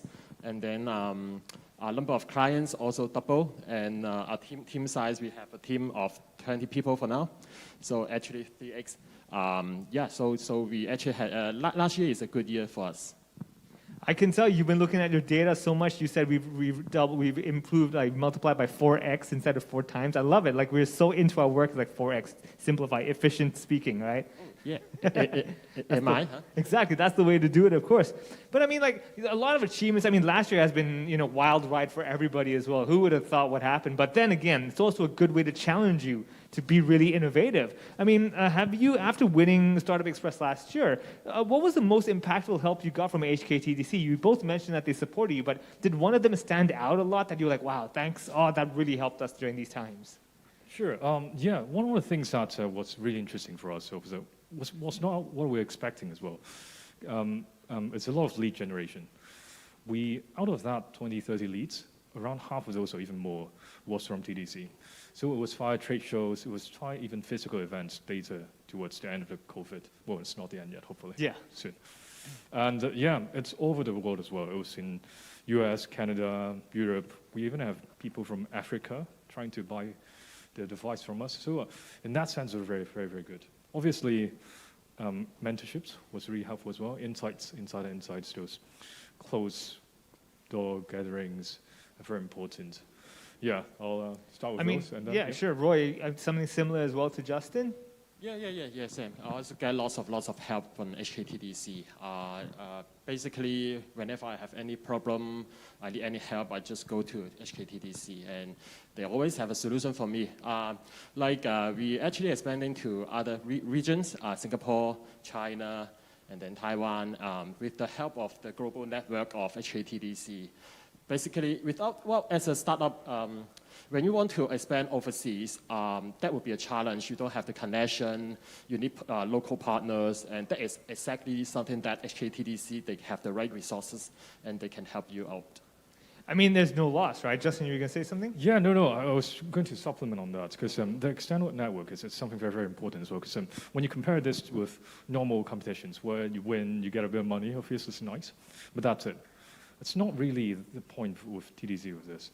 It's an ongoing support, and then if one way doesn't work, like trade shows, it was everyone was adapting to virtual trade shows, and if it's not the best way for you to go, some I heard was very, very good, but if it's not the way to go, you have T-Box, you have physical events, you have direct contacts that they can lace you with. People inside the government could help you with as well. So it's a very, very long-term sort of partnerships that you get from a competition like this. I suppose, I mean, with HKTDC, it's such a well-established organization that they've got the connections already sorted out. And I think it's also they enjoy seeing, different startups grow with them. It's really because then it encourages new startups like, come join us. We're trying to make you grow and improve as well, which is very encouraging to see both of you. I mean, we saw 10 teams just now coming up here sharing the best idea that they had. But then let me ask you, now I'm going to start twisting. And now that I've done the normal part, I want to go to my style of questions. Like, where is your award right now? Do you have like a sign that you post up anywhere? Is it in the back of the corner of your cupboard? Where is that certificate or whatever memory that you have of winning this award? Where is it right now? In terms of the physical award? Yeah. I think it was a cardboard, right? A very big one. Yeah. It's still in our office. It's put there it in the into good office. use. Yeah, exactly. You want to definitely have it as a remember. This is a big milestone. We want more of these as well. Roy, do you remember? I actually bring it over today. That's a joke. I actually keep it in our office. Okay, I was worried. You carried it everywhere. Like, just FYI, people, I was the winner, just in case. It's like a name card. It's true, right? I mean, people give a small name card. You give a whole phone board. That's pretty interesting as well. Right? But then, okay, so coming back to other stuff, like after winning this, did it change the dynamics of your company? Did you say, oh, you know what, we're at a certain level now. It's time we rethink our strategy now that we're playing the bigger league? Would you say that had a big impact? Or were you just it was more like they were just there to supplement you? Or did you say, you know what, it's time we change our strategy completely? Justin, did you change a lot? It certainly forced a perspective on us. So before, because being an R&D company, we're mostly focused on technical things. And having TDC in, suddenly we have a lot of latent interest, people are trying to buy from us. So that in itself, the perspective changes a lot. So from that general perspective side, it's a lot of new, interesting insights, different markets that we can think about. It's certainly an eye-changing experience. Fair enough. What about yourself, Roy? Well, actually, we have been doing fundraising actively, and then, but in face of COVID, actually, traveling is limited. But last year, actually, HKTDC organized an event. They invited lots of top investors from GBA. And so with one single event, basically we access to lots of investors. So that opened up a lot of investing opportunities and then fundraising opportunity for us. So that actually helped a lot. And without that, actually we want to put the fundraising process on hold, but with the help of HKTDC, yes, we are currently still doing fundraising, yeah. Okay, so very good motivation and encouragement to keep going. Don't stop. All right. Well, Calvin gave us some ideas earlier today, just saying just enjoy yourself on stage. As past winners, one quick tip you want to share with all our competitors today? Any little quick tip? You just want to say one little tip, hey, just do this, it'll work. I thought you would go first. Right, okay. No, I need a bit of time. The tip is you go first, okay? So you could just be confident, relax. Just be confident, relax. That's good enough. Roy, anything? Let's enjoy. Yeah. Just enjoy as well. Well, thank you so much. That was Justin and Roy as well. Good luck with everything. It was a pleasure talking to you all, and enjoy yourselves. Enjoy the rest of the whole event.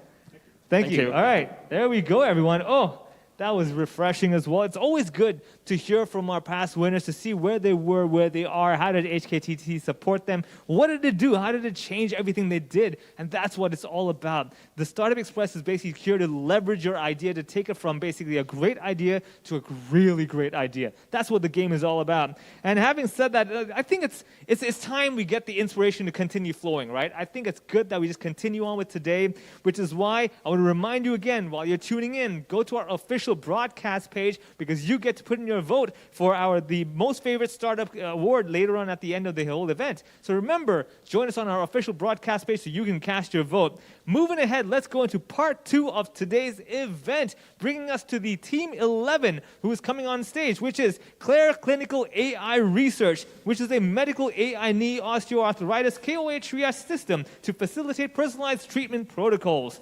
There you go, 3 minutes. Good luck. Thank you. Okay. Hello, I'm Justin from Claire. And you may have met with somebody with knee pain, and that could highly possibly be knee osteoarthritis or knee OA in short. And actually, it causes knee pain and affects the knee disability. And then in Hong Kong, there's around 10% of the population suffering from this disease, and the number is still rapidly growing. In Hong Kong, so basically in knee OA, there's actually a golden period in which the progression of the disease can still be reversible, but when you miss this golden opportunity, the disease is irreversible. So basically, nowadays still in Hong Kong, the patients is being diagnosed at a very late stage. It's because the doctors nowadays still cannot perform a very accurate early diagnosis and prognosis for the disease.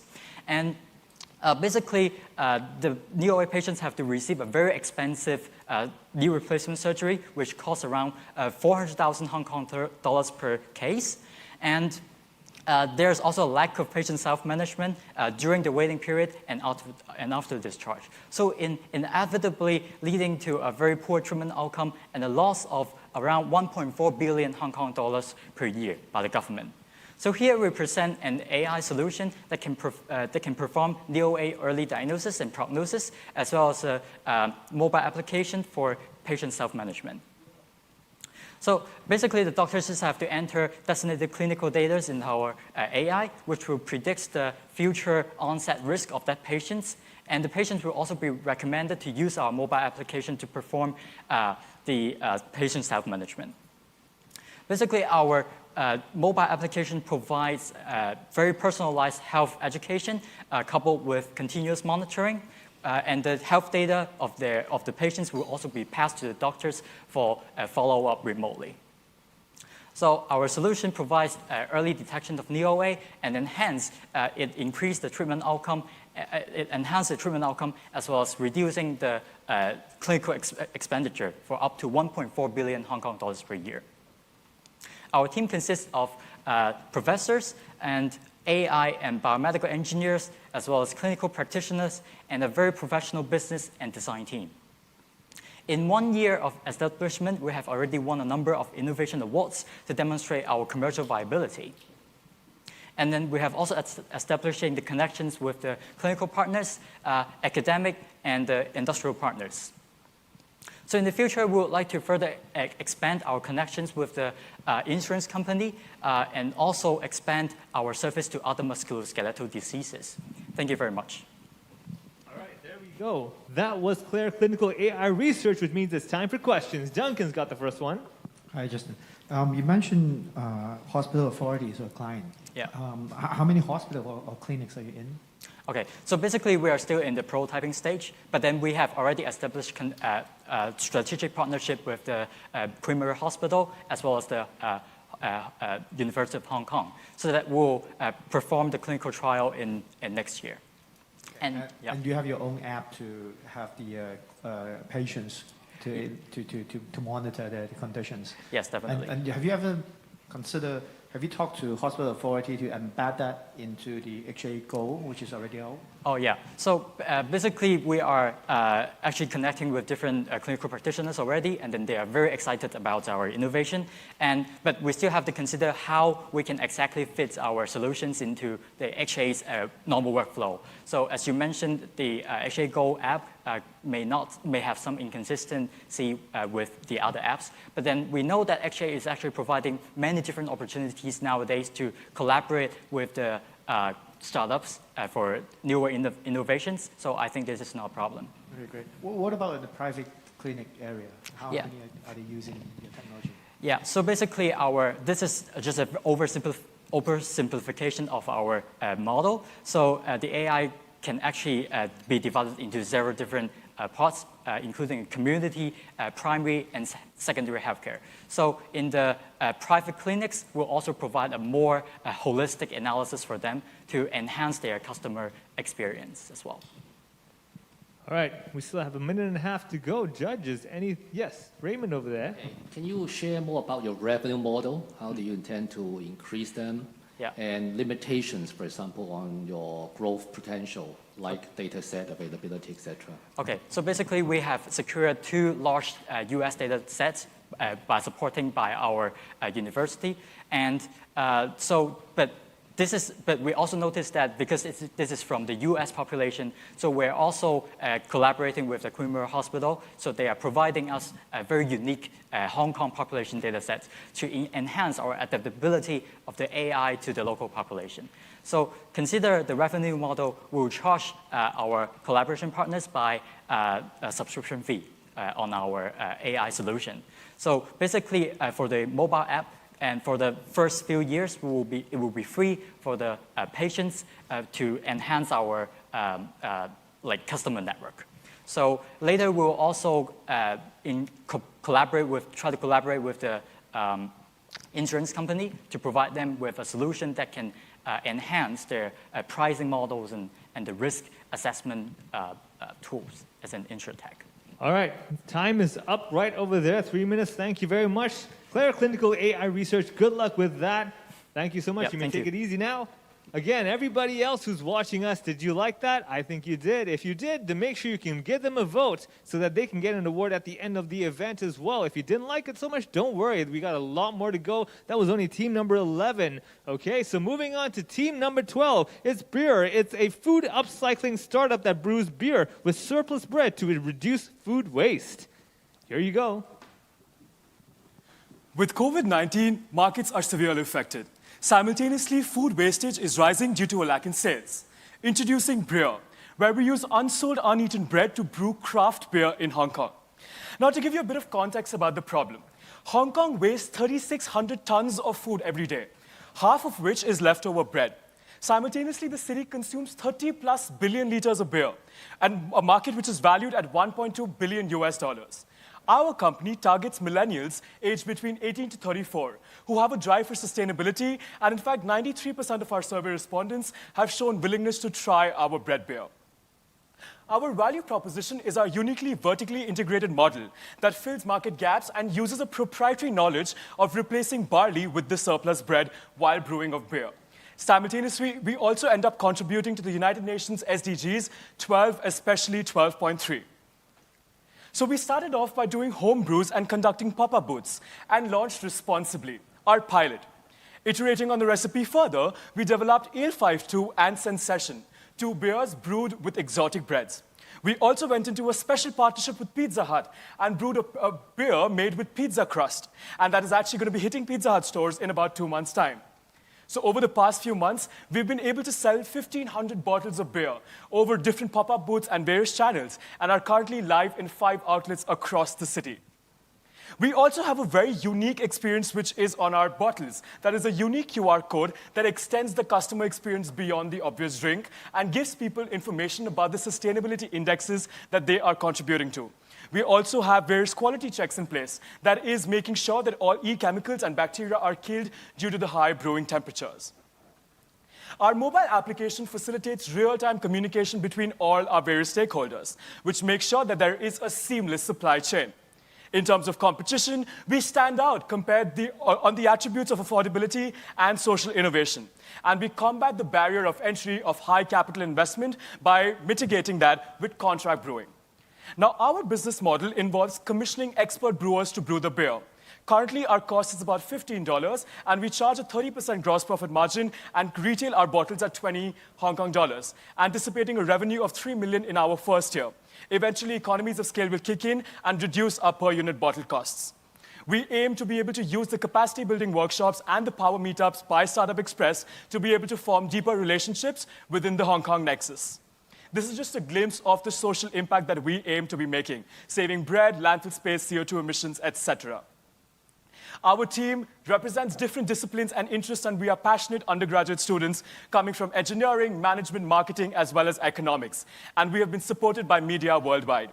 This is just a conclusion slide. We are here to make beer that saves the world, does good, and tastes better. Cheers. All right, time is up. 3 minutes. Fantastic idea over there. Now let's see if the judges liked it with any questions.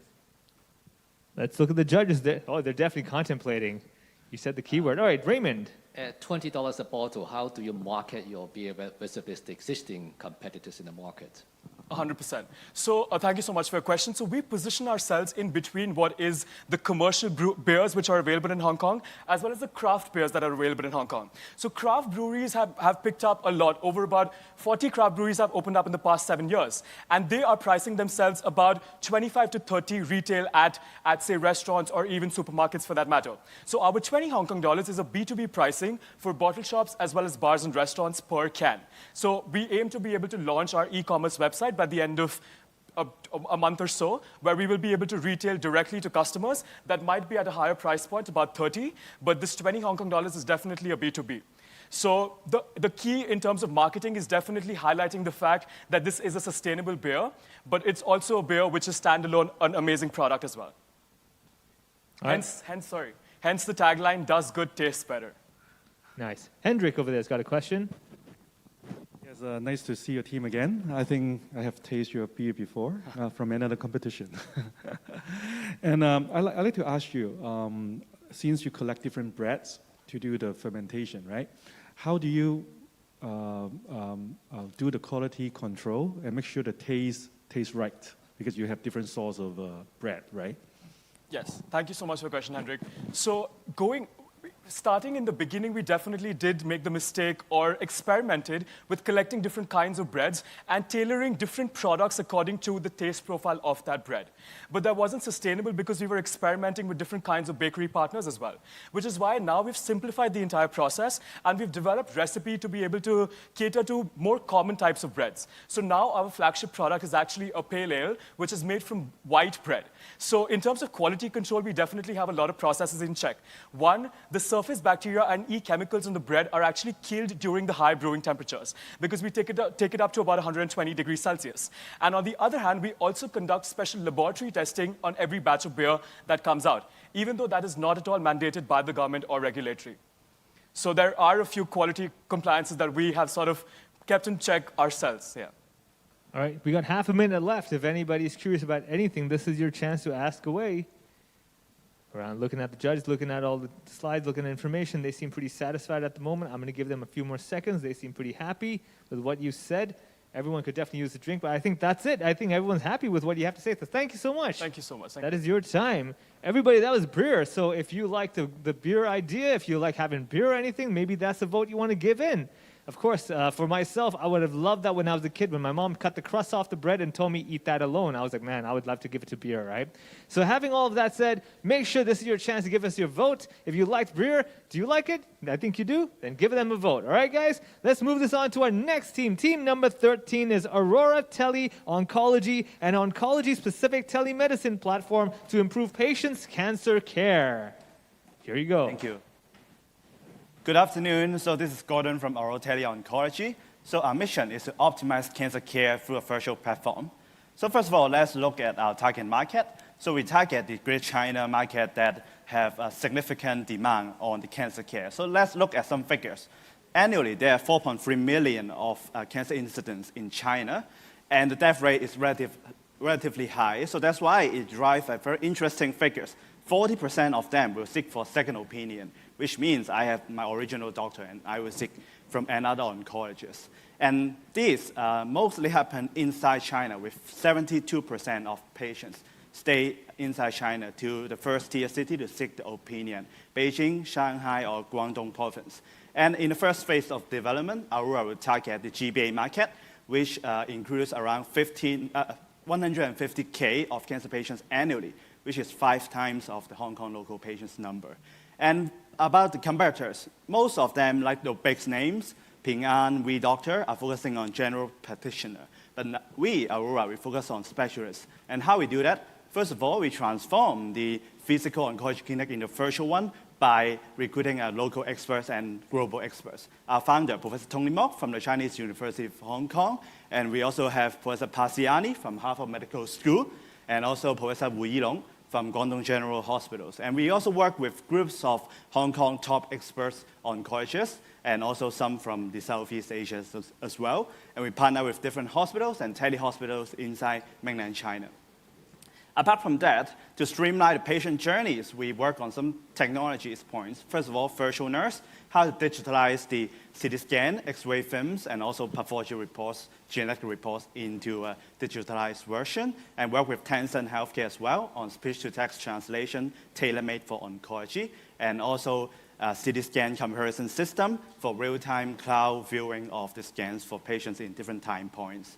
And for the business model, we deploy a B2B2C health tech closed-loop ecosystem. First of all, on the left-hand side, that we have the medications and the treatment online to offline model, and then we have the insurer model, price per policy, and then we have the RWD real-world data model that we work with the pharmaceutical company, CRO, for the future R&D growth. And for the benchmark, we have JD Health, Ping An, and EdoCloud, but we focus on oncology-only aspect. And on the right-hand side, you will see the fast-growing oncology-specific telehealth market. And all in all, this is our team. We have clinical experts, professors. We also have business experts like Mr. Ivan Zhu and Dr. Li Ge. And we also have a management team, that me, and also Sam is our GM, and also Dr. Oscar Chan, oncologist, who is our medical director as well. And our mission is to optimize cancer care through virtual platform. Thank you. Okay, 3 minutes for us to ask questions away. If the judges have anything, this is your chance. Judges are considering, they're thinking about it. Duncan over there's got a question. Hi, Gordon, good to see you again. Yeah. I think it's definitely a good thing to start in Hong Kong, second consultation oncology, and we have many experts in here. The most expensive thing, I think, I asked you last time, is how to market this, how to let people know about this platform. Yeah. What's your thought? Okay, for the go-to-market strategy, because we are focusing on the mainland China market, so we work on our B2B2C model. We work with different business partners, for example, telehospitals groups inside mainland China who serve the premium class of cancer patients, and then pharmaceutical company who reach out for the top-tier oncologists in the mainland China to refer cases for multidisciplinary cross-border telemedicine consultation as well. And all in all, in long term, it's about the insurance company to reach the general public. Yeah, thank you. All right, still more chances of asking away questions. If you have anything, Raymond over there has got something. Can you share with us your revenue to date and your projection for the coming year? Okay, so we have relatively new company we found in 2020. And right now, our revenue is more focusing on the second opinion service as our core service. So for each case, normally it will charge around like 4,000 or 5,000 RMB, or like top up to 10,000 RMB, depends on the expert that we need. And right now, for the half-year revenue, we have more than 1 million Hong Kong dollar around, that we serve around 200 cancer patients in the past 6 months since our launch of the platform. Yeah. Okay, so projection, we would expect 2 to 3-fold of the revenue growth within this year, 2021. But once our development on the online to offline medications and treatments are completed, we will expect a top-line revenue growth in there. Yeah. All right, 1 minute to go for questions. If you have any, this is your chance to ask them away. Let's look at the judges. Everyone's looking at their notes a bit, considering do they have anything they still want to ask you, because it seems that they're quite satisfied Looking at their expressions, they seem pretty happy as well. I'm going to give this one more chance to see. It seems like they're pretty satisfied with what they heard from your presentation. So, hey, very good on you for a very clear pitch. So thank you so much. Thanks. Good luck with that. That was Aurora Tele-Oncology, everybody.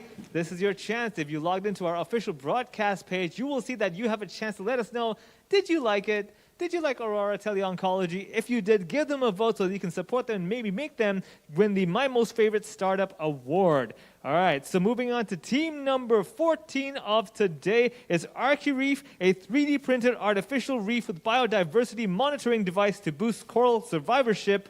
The stage is yours. Good luck. Thank you. It's very glad to be here. Hi, everyone. I'm Vrico from ArchiReef. We mitigate climate change by restoring degraded marine ecosystems. Coral reefs are important, but they're at risk. To date, we have already lost 50% of the reef globally, and we're expected to lose up to 90% if we do not take action today. Reversing the damage is a global agenda. The United Nations had already embedded that in the Sustainable Development Goals, and starting from this year, is declared to be the decade on ecosystem restoration. It's a great opportunity for us. ArchiReef is a one-stop solution provider in restoring degraded marine ecosystems. Our products is not only adaptive, but also proven to be at least 4 times more successful in enhancing coral survivorship, and also, in addition, compared to tropical rainforest in a carbon capture, marine ecosystems like coral reefs are 10 times more effective. Our products offers the adaptive solution. It's an invention developed by researchers at University of Hong Kong. The biomimicry elements not only making it aesthetically pleasing, but also functional in enhancing the coral survivorship and provide microhabitats for marine life. These structures has been put in the water and proven to be successful with a pilot study with the government. From the market analysis, the advantages that our products have in terms of the coral seeding capacity, environmental friendliness, and also the adaptability outcompete the other options on the market, which isn't a lot. There's traditional methods or others like molding reef balls or modular artificial reef structures. As in terms of the business model, first, we generate project revenue in our B2G markets, focusing on ecosystem mitigation and decarbonization. And riding on the trends on the ESG markets, we also engage our corporate customers to embed ESG elements in their company. Not only that, we provide a service for them to adopt a reef, but also additional services like eco-tours and training workshops to engage their staff. Finally, we also engage our B2C markets by working with strategic partnerships, bringing our products overseas like Saudi Arabia and Dubai. We're very lucky to have generated the worldwide media coverage, and we have engaged a list of customers and clients from different sectors, government, NGOs, and private sectors. Here's our team, myself, Vrico Yu, as the co-founder and CEO, together with David, Dr. David Baker from the University of Hong Kong as a co-founder, and Natu Mend as our marketing officer. We are also very fortunate to be supported by Science Park and Hong Kong Island Run. Thank you. Okay, right on the dot of 3 minutes over here. That was ArchiReef. This is a chance for the judges to ask questions. If you have any, let's take it away. We got 3 minutes to go for question and answer time. The judges are looking at what they've just heard, digesting in everything you said. It is, in fact, a very big issue that we have to deal with today to save the planet. Raymond over here has got a question. A great sustainability initiative of yours. Question here is, commercially, how do you market this to generate enough momentum to cover your costs and then make money to continue to go forward? Thank you, Raymond. This is a great question. Our company has just established last year, so we're a pretty new company riding on the trend on sustainability, especially with the ESG goal. And starting in Hong Kong is a very good starting ground because with the green bond and also the active promotion by the government in ESG initiatives. So as for the marketing, we are translating the social impact and environmental impact into the ESG parameters where the corporates can input the numbers in their report. For example, like how many corals do they recover and how much carbon do they decarbonize in a project like this. So thank you. Good question over there. We have around 2 minutes, just under 2 minutes, if you have any more you want to ask away to see how we can work on this to save the planet. Right over here, Herb has got a question. Is there any way that you can measure the progress while you are doing this recovery? Yeah. So if you're asking for specific parameters, we're looking at coral growth, coral survivorship, and also more importantly, how much carbon do they recapture during the process? So yeah, if that is the question that you're asking for specifically for the ESG parameters. A good way to keep track of how that you're progressing with that. We've got around a minute left to go. If any of the judges have a question, this is your chance to ask away about the reefs that we all love. Judges are thinking about it, giving them a few more seconds to have a consideration if they're still curious about anything from any angle that you've discussed. If not, it looks like they're pretty happy with what you said, and there you go. Hey, good, well on you. Thank you so much. That was Archie Reef, everybody. Everyone seems satisfied with that. So the question is, are you satisfied with what you just heard? Did you like it? Do you think that that, in fact, was one of your favorite startups you've heard so far? If it is, remember, go onto our official broadcast page and click and vote for this team to let them know that you liked what they just said, making sure that they are maybe one of your favorite startups who might get the award at the end of today's event. And moving on ahead, we are down to team number 15 of today, which is the HK Biorhythm R&D company, which is all about a wearable breast biorhythm medical monitoring equipment for early breast cancer detection. 3 minutes. Good luck. Thank you. Hi, everyone. This is Julia from Hong Kong Biorhythm. We are currently based at Hong Kong Science Park.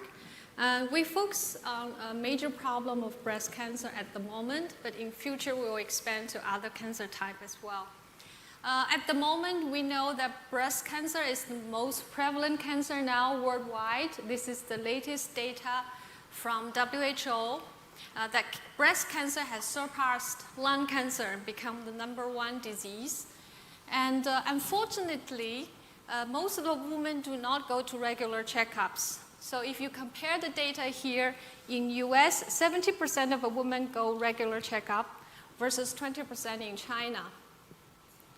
So the high-risk population is pretty high if you consider the age factor and the family history. We calculate that in China alone, the high-risk population is already 230 million. Unfortunately, this larger group of women do not go to regular checkups. And there's a lot of reasons, of course, for not going to there. One of the issues is that people seldom go to hospitals. And so we want to provide a home-based solution. This is our first generation devices that we put into a bra, which is very easy to wear. You only require 1 night in a month. The data will be then collected and transformed to an app. Can I move that? So our core technology is our AI-based algorithm. We will analyze the data which is collected through this sensor and then through the mobile apps. Using our data, we will provide a warning to our user, and the data is validated through clinical trial. Our efficacy rate is already more than 80%. So currently, we are selling with mainly insurance companies. We already reached 6 million sales last year, Hong Kong dollar, which is about 20,000 units we already sold in the market. And currently in Hong Kong, we are working with a bra company, and the product is already available in their shops right now. So our goal is to move from Hong Kong to international market, as well as going to China with mainly our insurance partners. In future, we'll also be going to clinical centers. So we want to save a life and save a family. Thank you. All right, thank you very much. Very important thing to worry about, but also to take care about. So now we move on to Q&A time. If the judges have any questions, ask away. Looking at the judges, they're taking in everything you said. Okay, Hendrik over there. Hi. Can you tell us something about the management team's past experience? Oh, yeah. Me as a CEO of the company, I work with Johnson & Johnson for 15 years, and also Novartis. I work as a marketing head. Currently, I'm working with our team. I'm as the co-founder with our CTO, who has been developing the whole system in the past 7 years. And we also have our team who consists of insurance, who has insurance background, and also a doctor. Okay, a little bit about the team. Any other questions? We got Raymond over there who has a question. What is the barrier to entry for this product and application? Is there any? Good question. I think the main barrier is to educate women to build up the habit to do a monthly self-checkup. As you may know, a lot of breast awareness campaign, like the Pink Ribbon campaign, are trying to advocate for women to do monthly self-checkup. And we want to provide a tool for them to do the monthly checkup for women aged above 20. So I think this is the barrier that we need to do some more education through our business partners. All right, we still have a bit of time. Duncan has a question to ask. So I think your business model is to B2C, right? So you have to talk to bra company, bra brand to put Actually, your product in. B to B to C. Yeah. Our B partners, firstly, is the insurance companies. Okay. Right. And luckily, we already get insurance partner on board. Right now, we are working with AXA in Hong Kong and also Prudential and other few insurance companies. They will be helping us to do the education, as I said, and also the going with the insurance policy, it go parallel. But since it's only one night in a month, does it have to fit into the product? You just stick it on, right?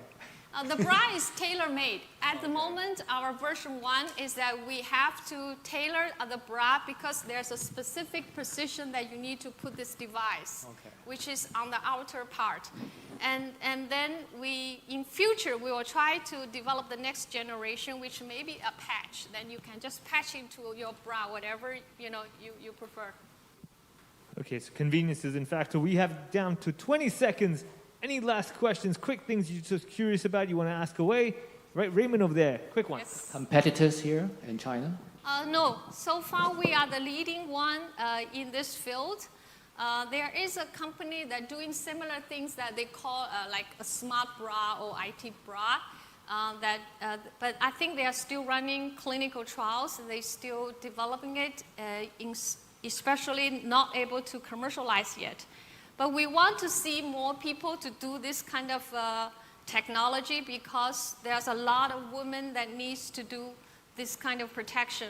Absolutely. So far, we are the first one. All right, well, thank you very much. Time is up. Thank you. But well done on that one. Thank you, please. You can take a rest now. Thanks. Good luck with that one. Everybody, that was HK Biorhythm R&D Company. Did you like that? Do you like good health? Do you want to make sure people around you are healthy as well? Maybe that was an idea you enjoyed, so make sure you give them a vote so that they can get themselves the award at the end of the whole event. Remember, guys, if you're watching on Facebook Live, you're missing out on half the fun, which is go to our official broadcast page so you can cast your vote in our polls after every pitch. Moving on to team number 16, it's Wizpresso, a natural language processing solution that extracts business and financial information. 3 minutes, time is yours. Hi, my name is Kelvin Chang. I'm the founder and CEO of Wizpresso. We're a RegTech company that focuses on improving the efficiency of capital markets. So Hong Kong is actually one of the world's largest capital markets with about 140 IPOs in 2020 and most funds raised globally. It also has the highest regulatory standard.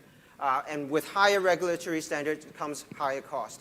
In fact, about 5 to 7% of an IPO goes to cost. It involves so many parties, over 15 of them, and cost is one of the major considerations of the issuer. One of the most manual and costly process amongst all the processes is verification. What is verification? It is the process of confirming every statement in a regulated disclosure is accurate and not misleading. And not doing so could actually lead to failure to issue the equity or debt, risk of litigation and reputational damage. So in Hong Kong just alone, for example, verification has to be done over 5 times, over and over again. The process takes about 250 plus hours and mainly done by the sponsor lawyers jointly with the sponsor and the issuer.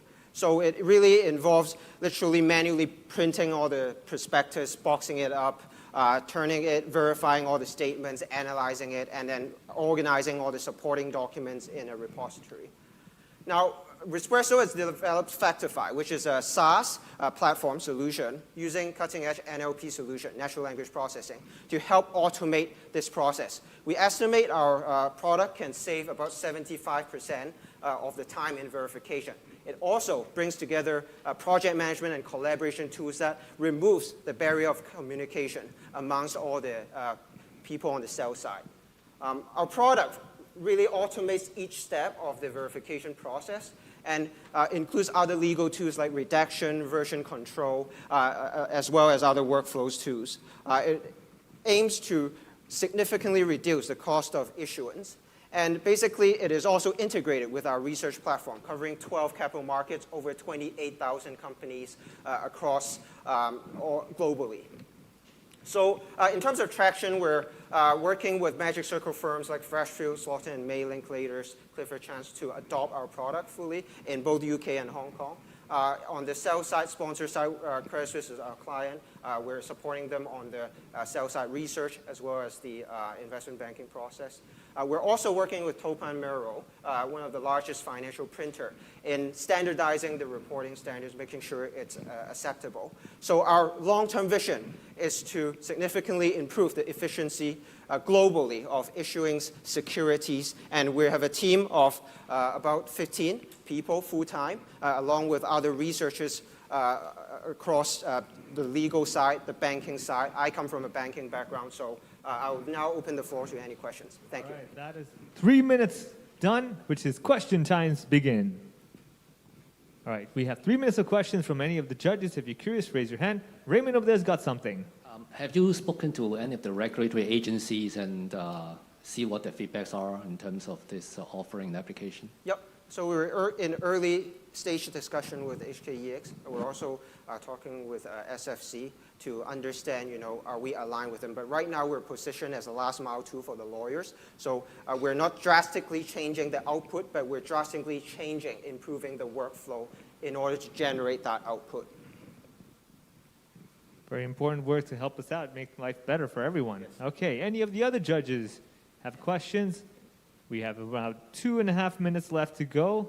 Any more questions? If you're curious about what we just discussed just now, judges have to digest a bit. That was a lot of heavy information. Duncan's got something. Is it law firm or financial printer being a bigger customer to you? Good question. So the first stage will be focused on sponsor lawyers and adopting this because the value added is the heaviest for these. But in the long run, printers is actually our distributor. They can white label our platform and provide redaction tools to the lawyers as well. And in the long run, the scalability comes into the issuer because issuer actually cares about the cost the most. So IPO is only one example. Verification applies to other type of listing documents, be it a circular, any disclosure. So it's just a shorter or a longer verification process. And what really adds value is helping the issuer to have a second opinion apart from the lawyer to really streamline and make the process a bit safer. But for now, you mentioned the law firm are using it as a double-check tool, right? It's not replacing some of the staff they have. No. So law firms is actually not using it just as a double-check. It's actually using it as part of the internal workflow. So instead of manually boxing up everything, our AI actually boxes up every relevant statement automatically. It checks across all the versions from A1 to global offering. It also automatically redacts information for disclosure. But then the lawyer still has to check them. They just don't have to do it manually. An idea of what's the cost saving in a typical finance statement? Sure. So just from a lawyer perspective, the fees they collect is about $1.5 million US. The cost to verify is about 1/3 or more of that cost. If we save half of that cost and just take a portion of that as the revenue and then multiply across all the law firms, plus in addition to that, we're also helping issuers and the sponsor banks. So yeah. About 75%. 5% for the time saving, and how much percent for the cost? quick answer for that one. You get 10 Yeah, seconds. so 75% saved. So 75% times 500K is the cost savings for the lawyers. So we take a portion of that as our revenue. All right, that is time. 3 minutes questions Thank you is very much. done. That was Whispresso, everybody. Did you like that? That's a chance for you to give us your vote. If you felt that that was one of your favorite startups, you felt that they deserve an award for that, give them their vote. Okay, so make sure you go to our official broadcast page, vote for them if you liked it. If not, we still have a lot more teams coming ahead of us. We actually have a few more to go, so great ideas are waiting to be shown to you, so get excited, everybody. With that, we're going to move on to team number 17. We got a total of 22 today, and this is team number 17, which is Point Fit Technology, a non-invasive sweat sensor to decode sweat biomarkers and track muscle fatigue levels. Good luck. Thank you. Good evening, judges. My name is Kenny from Point Fit Tech. So would it be great if our healthcare system can move away from the invasive blood pricking and shift to non-invasive and continuous measurements in the future? That's what Point Fit is all about. Especially to 60% of competitive athletes, right now they're experiencing overtraining both in practice and games. Yet the existing measurements right now they have is either invasive or inconvenience. That is why some renowned universities and states have started development of sweat sensors. But to the best of our knowledge, right now there's no commercialized product as of now, mostly due to these technical challenges. Now we're very proud to introduce you to our Point Fit sweat sensors. So we're developing an ultra-thin skin patch that tracks your muscle fatigue through sweat biomarkers and transmit it into real-time to your mobile app. It is built on top of a patented ultra-high molecular weight polyethylene membrane that is, we licensed from the HKUST as our core technology. So these advanced materials properties what sets us apart from the other sweat sensors. Firstly, you can see high porosity and high breathability. With this, we're evaporating 99% of the sweat composition, which is water, and only leaving 1% to be analyzed, something that no other sweat sensors in the world can do so. Secondly, having 100 nanometers thickness can bring much convenience, especially in sports usage. And lastly, hydrophobicity. It prevents other liquids flowing down from other regions such that it can provide accurate localized measurements. So what are we tracking? Two things. Firstly, during exercise, we're tracking lactate. So it's for tracking your muscle fatigue in the exercise. And secondly, for the recovery processes, we're tracking cortisol, it's a stress hormone. But interestingly, this one also tracking not only physical stress, but also emotional stress.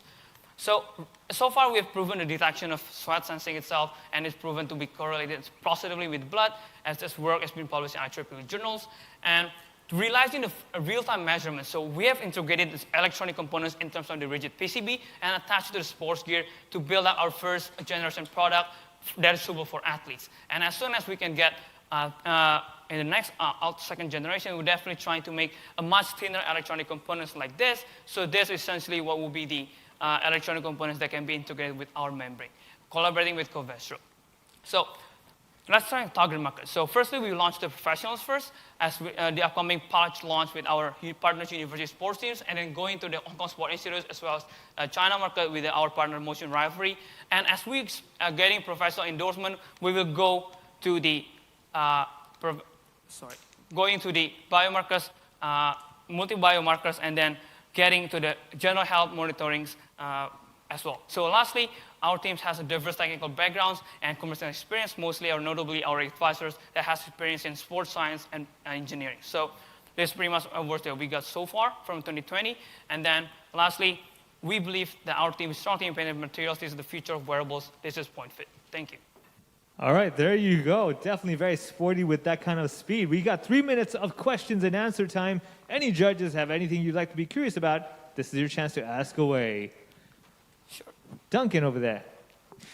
Yeah, I mean, at Sports Institute, I think still we're taking blood drop for testing the accuracy of tightness and the athlete's performance. Yep.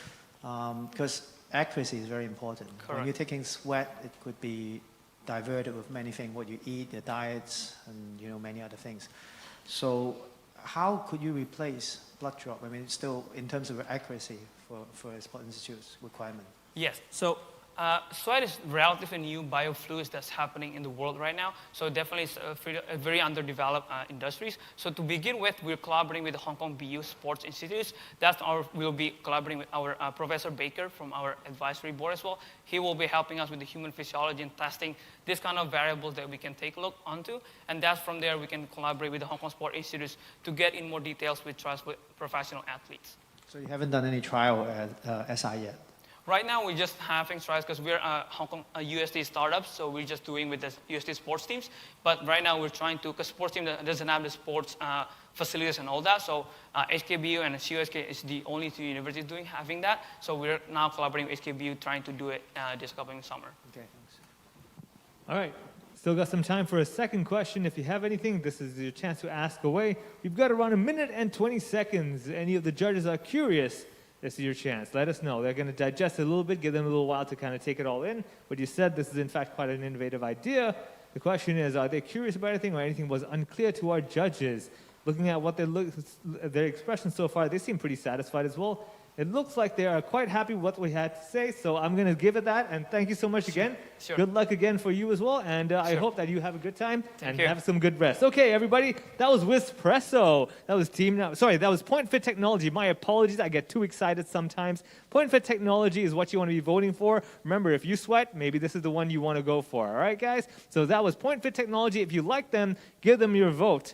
And having said that, we're going on to moving ahead to team number 18 of today. A total of 20 teams are going to present to you. We're at team number 18, so get excited. A few more good ideas are coming to you. This is Sebit, an AI object detection system for public transportation system and running escalators to reduce accidents. 3 minutes. Good luck. Thank you. And good afternoon, everybody. We are Sebit. We developed scalable and AI solutions for our customers. So far, we have developed 4 categories of AI solutions for worldwide problems. This is one of them, escalator. Escalators are everywhere in the world, in this exhibition center, airport, train stations. However, do you know that there are 10,000 escalator-related accidents in US alone? And escalators often have problems or jammed when foreign object was jammed in the clumpy, and then it will cause accident, causing human fall and also causing injuries. And this is the situations. And in last year in Hong Kong, there are 60 cases of accidents causing injuries because of the foreign object jammed in the escalator. And our solution, this is Sebit comes in. And then our solution, we've developed an AI object detection systems for tiny metal objects affecting a running escalator. The system detects when screws, cones, metal objects jam the escalator or even appears on the clumpy. And then the escalator, the system will generate an alarm to the operation team, and the operation team will quickly take actions. The foreign object will be removed before it jammed to the escalator, and that will help to reduce the cost of injury as well as save the maintenance cost around 3 million Hong Kong dollar per year. And our competitors, we have competitors detecting the bulky objects. We have some competitors specialized in detecting the tiny objects. We do both. Our systems have the good integrations and also a very high accuracy of 95 to 98%. And we have good job reference for both systems. And the global market trend, in 2025, the market will be grow to 40 billion at a compound growth rate at 4.2%. Our target market will be train stations and exhibition center like this and airports with a lot of escalators. Our business model will be selling through channels. Management team, Scotty Cock is our CTO. He has more than 16 years of of software development abilities, and he is also an AI and deep learning expert. He run cancer classifications and AIs in 2018. My name is Wing. I'm the business development director. I have 20 years of experience across the Asia-Pacific regions.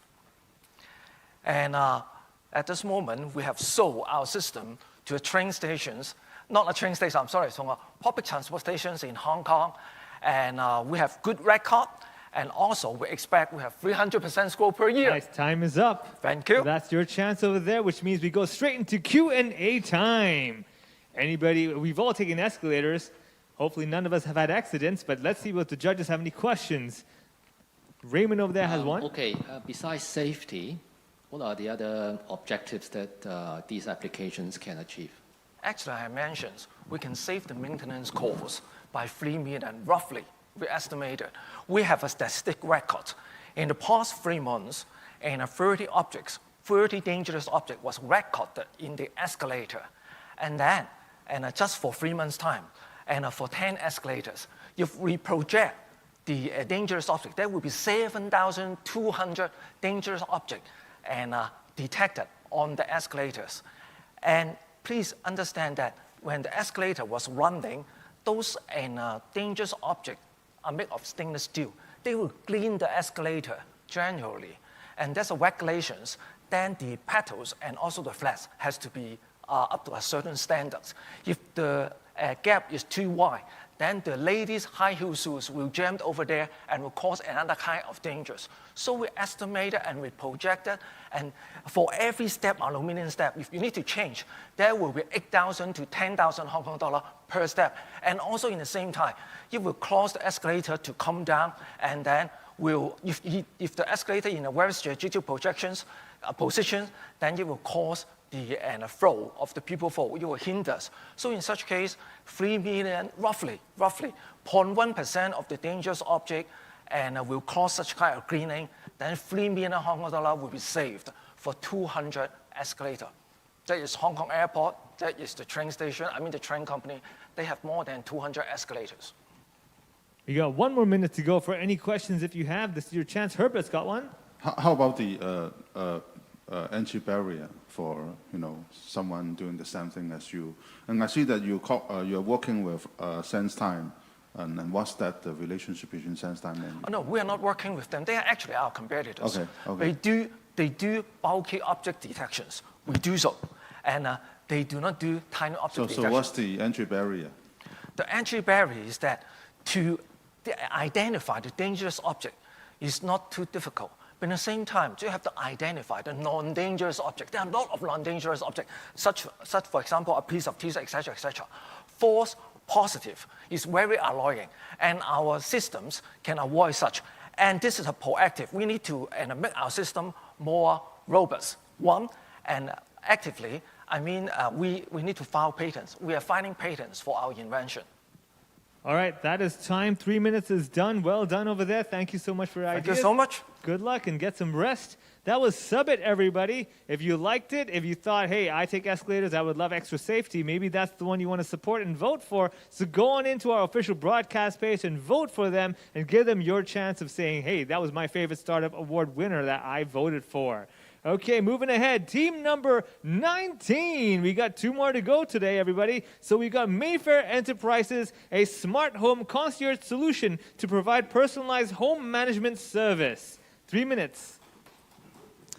Good afternoon. My name is Angus, co-founder of Butler, Hong Kong's first home management ecosystem with the mission to redefine living, elevate lifestyle, and build the future of home experiences. The founding team has worked together for over 10 years. Relevant experiences, right mentality, Butler will become the next Hong Kong unicorn. We're especially confident because our determination and results attracted industry leaders from hospitality, real estate to join us as investor and advisors. The concept of home has changed drastically over the last few years. It used to be just a space. But the boundaries has blurred with services, experiences, facility, and even lifestyle. And that's especially true during COVID, where in-home services demand surged, but the supply sank. So who's going to fill the gap? Introducing Butler, an ecosystem that connects home, residents, and the community through services and technology. We're positioned between the residents and the property manager to reduce friction and to enhance service quality through data. So our ecosystem comes in 3 aspects. 1, home management. It's in-home services as a subscription, provided by in-house trained and groomed specialists. 2, digital home concierge, extending to the entire building, giving residents next level conveniences with just a few clicks away. And 3, marketplace, essentially onboarding very unique and vetted partners, bringing directly into our client's home. So when we combine all these 3 aspects, putting together, that's the Butler operating system. In the making as we speak, but here's a sneak peek. Residents' perspective, dashboard, modularized functions, home services access, all in one. Property management perspective, we're digitalizing their everyday work, reducing time, increasing efficiency, effectiveness, and more importantly, if operated at scale, reduce costs.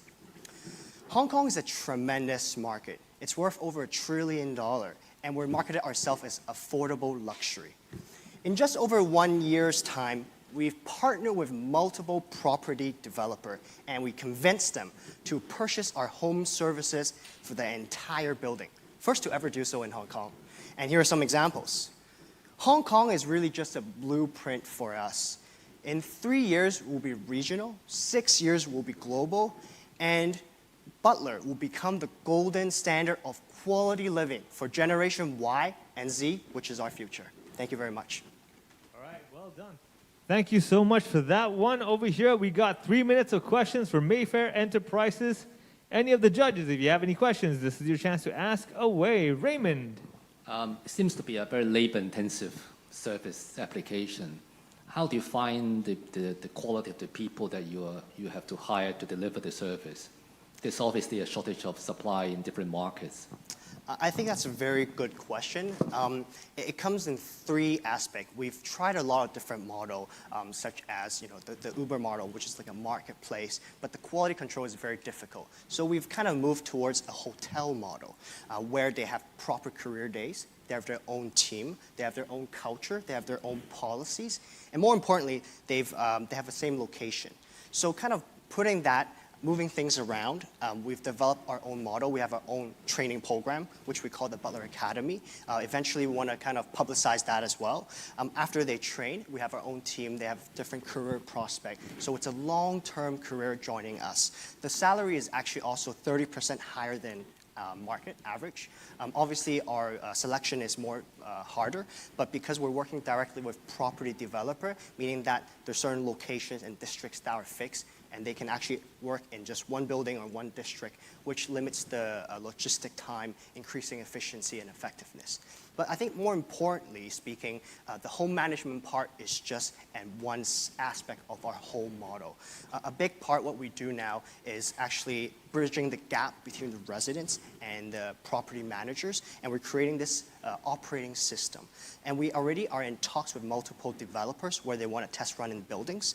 So once we get that going, the entire building will be using our operating system residence-wise, and we're estimating 10-15% using our home services. So that actually the operating system becomes our acquisition strategy. All right, we got 1 minute to go for question time.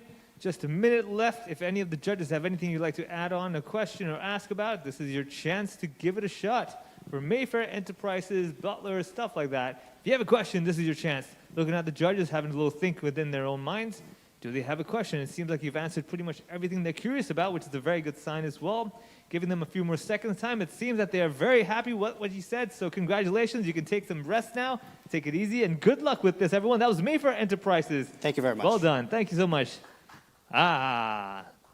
This is what it's all about, everyone. We are going down to our last team. But before we do that, though, if you like the idea that you heard just now, this is your chance to go on and, of course, support them by voting for them, letting them know that, hey, this is what I think. I liked it, so I'm going to give you my vote so you can be my favorite startup award winner, hopefully at the end of this event. Now, we've gone through so many teams. I'm sure you're sitting there going like, wow, what else can you give me? I've heard everything from health to well-being to basic butler services to all this innovative technology. How can we translate things better?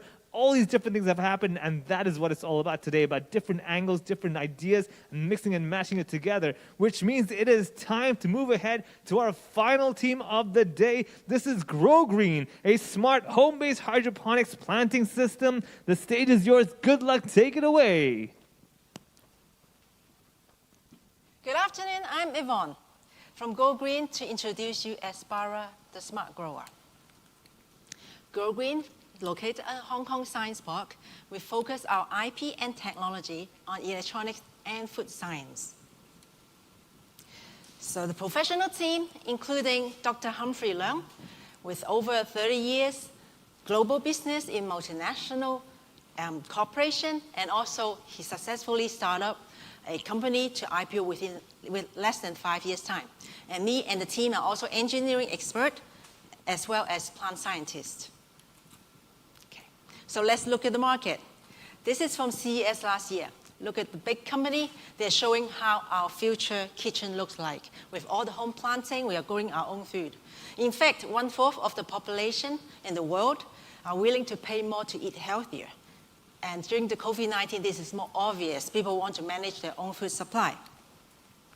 And while they're still delivering the concept in CES, we have already our ready solution, our hydroponic smart grower, the seed kits, and the mobile apps. So our uniqueness is about the device. We have built-in plant programs, which are very unique and can change the environment to tailor-made perfect to the plant growth. Our seed kit can deliver edible plants and superfood. And the mobile apps can remotely control the device and sharing, bonding with the families. We built already a very strong business position to address the household, lifestyle, healthy, on family. And we also target school for STEM and elderly homes too. And to cover cooking, tasting, so nutrition, or even to boost up your immunity. So our invention can grow plant faster by 50%. We save 90% of water, and we save energy too. So that's why we have won many awards internationally, including the awards last year in the Green Product Audience Award. We also filed patents in the US, Europe, and China. So we have already established a retailer in the US, like Home Depot, Bed Bath & Beyond, Target. We're also selling to many school and elderly homes locally. This is a business model one.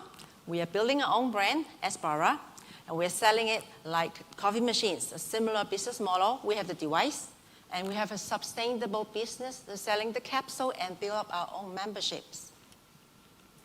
And the other one, even a bigger opportunity, is the product crossover with other big brands. All in all, we are a professional team. We have already built a ready solution, a sustainable business, and ready for a huge market. That's all from me. Thank you. All right, well done. Thank you so much for that. Fantastic piece over there. I love plants myself. Now, the question is, do the judges have questions for what you just said? We got 3 minutes to go. Let's see if they've got something they want to ask away. Judges, 3 minutes. If you have anything, have a little think and just raise your hand and I'll call you out. All right, they're digesting it just like the edible food that you'll be growing one day as well. All right, Raymond's got something. Based on what I understand, you use LED to provide the necessary type of light for different plants, right? So what is the IP behind it? Is there any particular restriction for other competitors to come in and offer very similar products at a fraction of your cost? Right, very good questions. Currently, we do see others hydroponic growers, but they are not smart. I would say they have not built in the intelligence in it. The key point is the built-in plant program. The team made up electronic professionals and plant scientists. We actually research into the seeds, actual plant needs. We can change the environment by changing the light, the nutrient level, the water flow, and adjust the environment according to the plant needs, which makes us very different. So the whole business model is the match of the electronic device and the seed to make it happen so everyone can grow like easy and successfully and share with friends and family. Others in the market, I would say, yeah, they have the light on and off and that's it. Then there's no much intelligence. In fact, all this data is a big data that we will upload to the iCloud, and we refine and research and change the plant program accordingly and improve ourselves. So to us, we are delivering nowadays a plant that grow healthily, but actually the next step we do is superfood, that we grow plant with even better nutrition and better for human. All right, we have around a minute to go with any more questions regarding what you just heard. Anybody who's a plant lover? Duncan over there. So for the machine, you only need CE marks for you to sell it, right? The license for the machine. You're selling it in US and Europe, right? So mainly in the US. Certification, CE we marks have, for that. yes, we have. But what about for the CFS, seed capsules? What kind of? Oh. You need FDA approval and anything like that? Right, that's a good question again. The seed kit itself, including the capsules, the grow meters, and seeds and nutrition packs as well. So we do the seed kits. Most of them accept the seed locally. That means the packaging design, the basket, the grow basket. But for the seed itself, we have it developed locally. So for the US, we use US seed. So it's not like crossing the border. And Europe, we use Europe seed. And in fact, for Hong Kong, we import it, and we use the Netherlands, from Canada, from US. All right, having said that, we got 10 seconds for any quick Q&As. We got a yes-no question opportunity over here.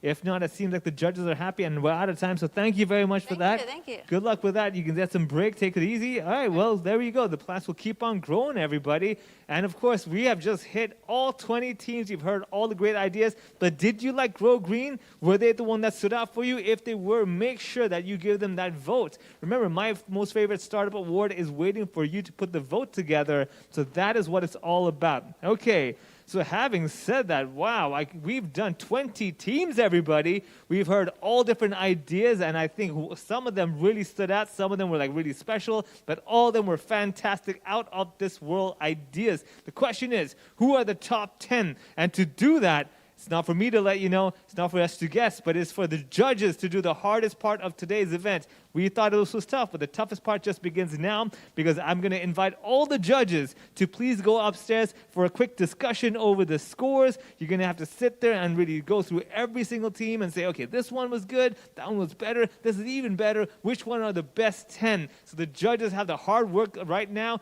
All the other teams can take a little break, a little breather. They've done their part. They're 3 minutes on stage pitching, 3 minutes of Q&A. They did what they needed to do, and that is why they get to take a little break and have some fun. Judges, it is your turn to get stressed out and get working towards the top 10 teams that you have. Now, to get everyone's minds off of everything, I think, let's look at the finalists. Let's get to know them a bit better, not from their pitching ideas, not from their great things that they want to work on, but, just them as people, just them as, people who just enjoy life as well. So having said that, I want to invite all the finalists to please join me on stage. Everybody, 20 teams, 20 finalists coming up to this stage, different styles, different ideas, and definitely something we must do together. Being such a memorable moment, we've got to take a group photo together, all right? So what we're going to do, since half of our faces are in fact covered, we're going to rely on the upper half of our face to show our smiles. Okay, that's the real challenge. You thought you needed a good idea? That's a real challenge over there. All right, so let's get a little closer as well. Make sure everyone can squeeze into here. I tell you what, everybody take one step to your right. Let's get this picture in. We're squeezing in 20 different teams over here. We got 20 over here. Can we do this? Let me make sure the camera can squeeze it all. All good. Let's do 2 rows, actually. I would prefer 2 rows. So let's have some of you come either in the front. You can crouch down, or if you prefer, come on down over here with myself. Let's do 2 rows. All right, you guys, if you're cool, come to the front. There we go. Now everyone's doubting themselves. Oh, I thought that was cool. Okay, so we got a few of you over here. So I would like to ask the people in the front to help me out. Let's take one little step to your left. Okay, everyone, one step to your left. Okay, so far so good. One more. Let's do one more step. I'm getting greedy over here. One more step. You want to go? We're good? Okay, can we all squeeze in the photo? This is the exciting moment when the camera tells me, are we good with this one? Can we make this photo? Okay, so I would like the front to maybe just a little bit down so we can, there we go. I'm going to crouch down as well. Let's challenge those knees. Okay, I'm going to count to 3. Okay, no need. Oh, sorry, I got excited. Don't listen to the MC. Listen to the actual professionals. Okay, let's get this photo over there right in the middle. I'm going to count to 3, 2, 1, and when we do that, everyone smile with your eyes and your mouth, okay? So 3, 2, 1, smile. All right, one more time. Let's do it with this camera. 3, 2, 1, happy. Yeah, we're done. No more pitching. Judges struggling. Yeah. Okay, we got the pictures. It's all good. Wonderful. Okay, everybody back onto the stage. All right, now, Let's get this done. This is what I'm talking about. So a lot of times, a lot of people tuning in today actually want to know more about startups. Everyone's got this great idea. Oh, startups are so cool. I'll be wearing shorts all day. Ideas will just come. This is so fantastic. Having a snack, never getting fat. Fantastic, right?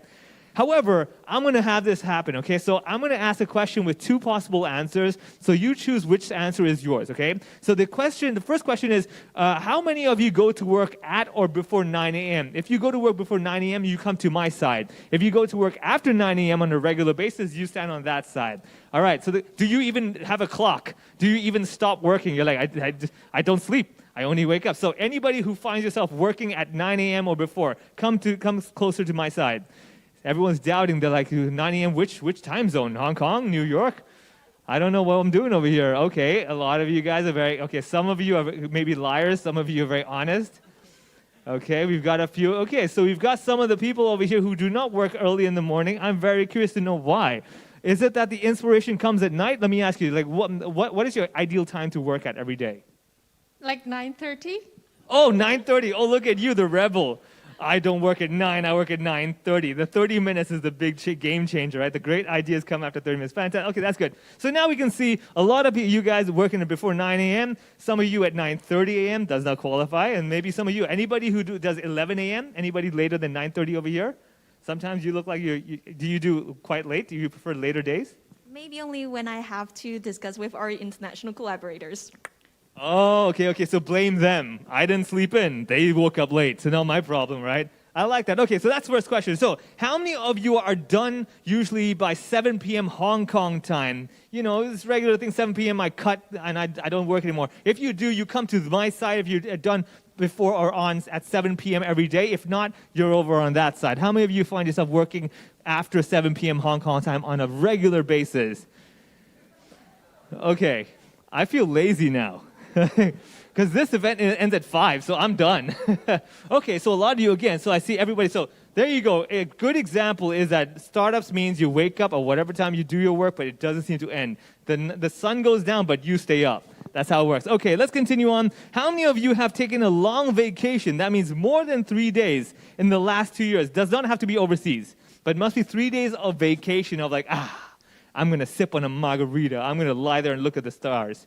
In the last 2 years, has anybody done 3 days of holiday time? If you have, you come join me over here. If not, you go over there that side. Wonderful. Okay, okay. Oh, so everybody was like, I don't want to be the only one. It's like, oh, there you go. Let me ask you this. What was the vacation? What were you enjoying?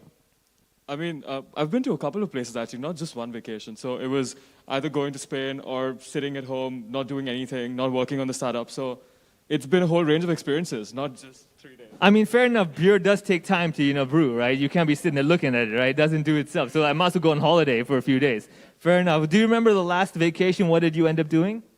I remember the last summer, and sleep in the bed and did nothing.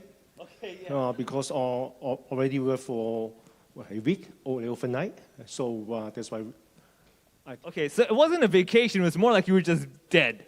You're like, I can't do this anymore.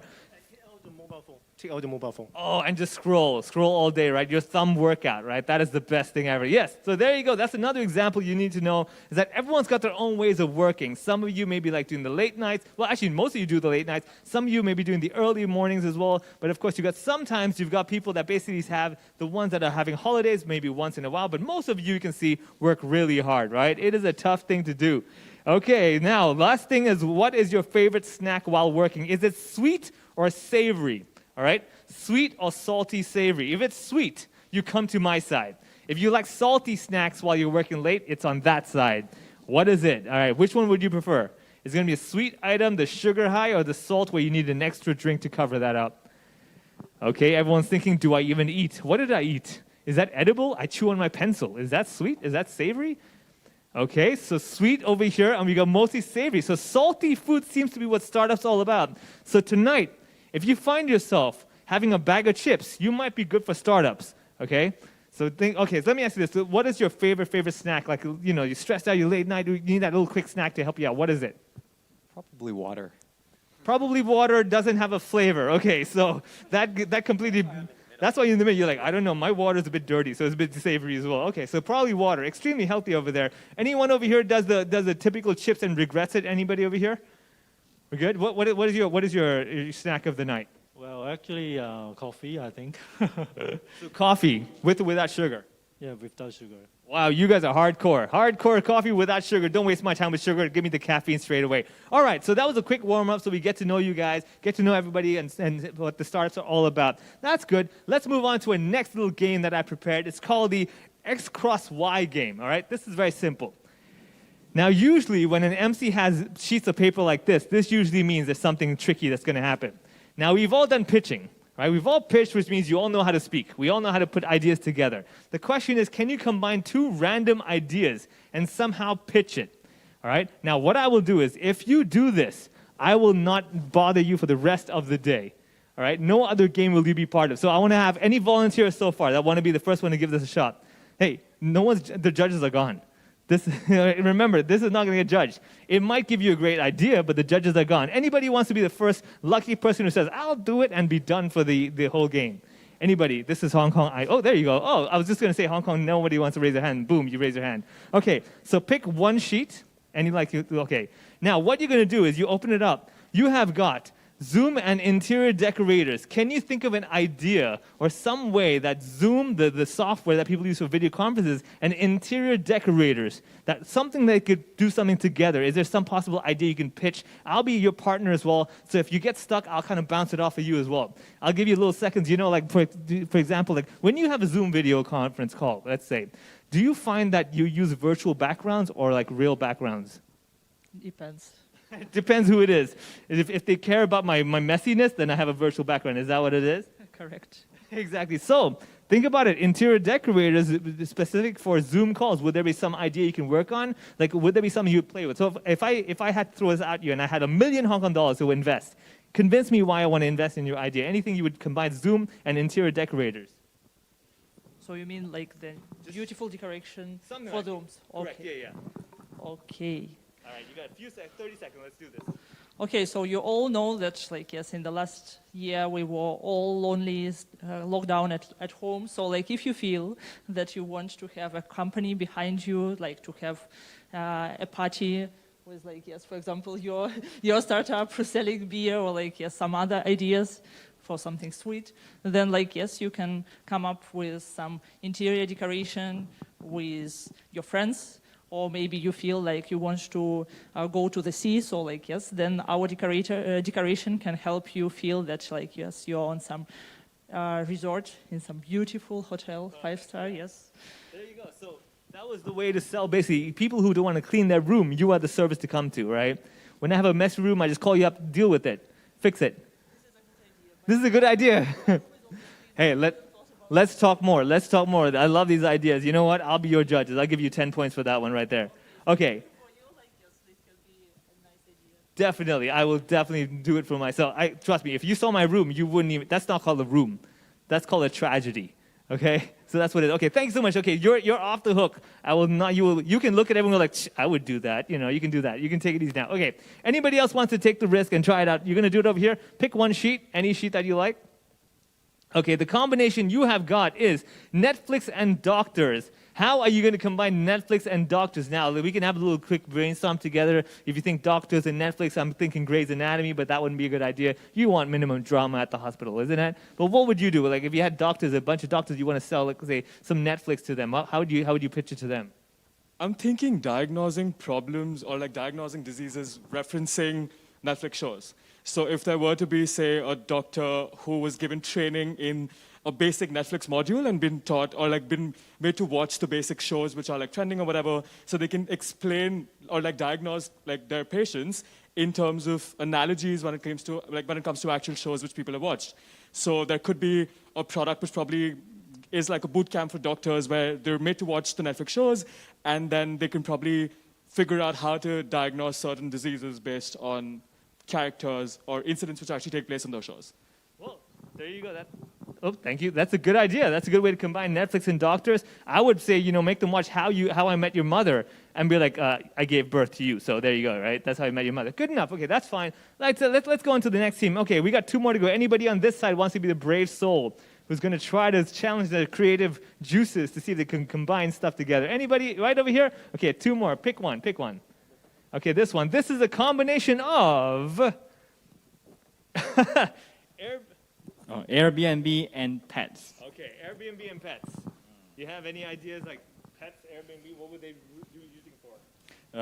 I think of 2 ideas. First of all, not all Airbnbs and allow pets, right? So maybe there's some business model, they tailor-made their homes to suit the pets, pet houses, pet facilities in their houses. And but these are the Airbnbs for pet owners, and they bring their pets to them, right? I'm thinking maybe there are some Airbnbs for pet itself. So maybe the owners go travel overseas, right? They have to leave their pets somewhere else, and the house owner can lease their houses for pets in a group, right? So that would be fine. That's a very good idea. I think that's another thing we can consider. Like, think about it. Your house, you put a little corner, a little thing, like, yeah, put your cat there. It's good enough, right? I mean, my house is a mess anyway. Just mess it up even more. It's fine. You have to take care of them too. Yeah, of course. Yeah, I'll take care of them. Yeah, that's part of the stuff. Okay, that's good. That's good combination. And anybody with the last combo, who knows what it's going to be? Anybody want to be the brave soul? Otherwise, I'm going to pick someone, and that's going to be really, really difficult. Anybody? Oh, he's putting his hand in his pocket. Like, don't. He got it. The guy who drinks water has got the bravery. Okay, so this is the last combination. Let's see what you've got. It is going to be. Oh, this is easy. Spotify and children. All right, so for legal reasons, I'm going to stand away from you. All right, go for it. Spotify and children, what would you combine? What would be the innovative idea you'd have to put this one? Yeah, so nowadays, on Spotify, you can find all types of things related to political, podcasts, things that you may not want your children to hear. So now we're going to launch, me and my buddy here are going to launch our new product that's Spotify for children that has very nice, friendly, Twinkle Twinkle Little Stars, nice tunes, healthy podcasts, and basically children-friendly software. Okay, so basically, like, content that you feel comfortable with your kids are listening to. I mean, like, what we could even do is, like, we can have a mood button that the kid tells the parents, like, how are you today? It's like, you know what? Hear my song. I was like, bang! You could do that. So maybe using music to let the parents know what they think as well. And it's all good music that they can enjoy without worry of, like, that's not a very good song. I don't want you to be repeating that phrase over there. Okay, simple stuff like that. Okay, good. We warmed it up. Fantastic. Okay, now, finally, we're good with that one. I'm going to go to some quick-fire questions, okay? Quick-fire, I come up to you, and you just answer them. I'm going to give you 4 questions. The first thing is that, what is your favorite word? Favorite word. My favorite word is my name, because no one can say it. Nice. Nice. The favorite word is nice. Okay, that's very good. Okay, moving on to, what job are you terrible at? What job am I terrible at? Cooking. Oh, you're terrible at cooking. Uh-oh, that's not a good sign. Let me go with here. You have 10 minutes to spend 10,000 Hong Kong dollars. What do you buy? Hire more people. Okay, you're going to pay them within 10 minutes. Okay, hire me right now. Okay, last question is, if you could become an animal for a day, which animal would it be? Dolphin. A dolphin, why? Just like swim in the sea, and beach. So don't want the fish. Let's be the dolphin. I like that. Okay, cool. Okay, good enough. Okay, you know what? We just want to quick fire, get those brain juices going on. So again, thank you so much for having all the finalists. A round of applause for all of them. Aren't they fun? Fun minds as well. So please, you can get off the stage, go take a seat, relax a little bit, because now we're going to get intense. So any which direction, that's good. Just go in there, get some rest, sit back a little bit. All right, I'm going to see what's going to happen over here. Whoo, this is the moment I am excited for. Okay, with that, everybody, this is going to be good. Okay, whew. Now, it is the moment we've all been waiting for, and I'm going to announce the startup with the highest votes from the general audience, which, of course, not for me to present, as I'm going to have invite Mr. Stephen Liang, Assistant Executive Director of HKTDC, to present the award for us for the My Most Favorite Startup Award, which goes to... Ooh, this is it. Who could it be? I'm excited. The My Most Favorite Startup Award goes to Grow Green. Grow Green. Congratulations. Let's get a photo together.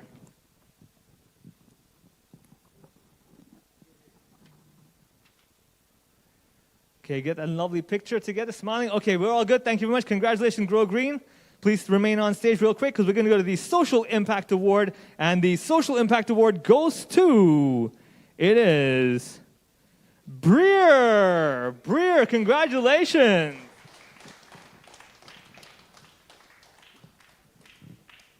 Let's get a photo together.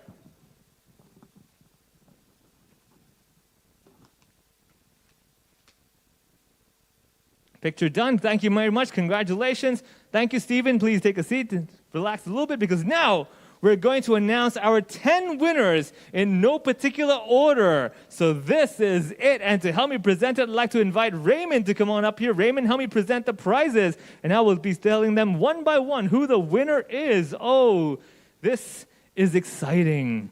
Okay, Raymond coming onto the stage. And remember, this is in no particular order. That means the top 10 over here are basically all the top winners that we have selected today. Our first winner goes to Kinshun Information Technology Hong Kong. Congratulations. Great ideas definitely deserve to stand out a bit. So come on up over here. Get your prize. Get that photo. All right. One more step. There we go.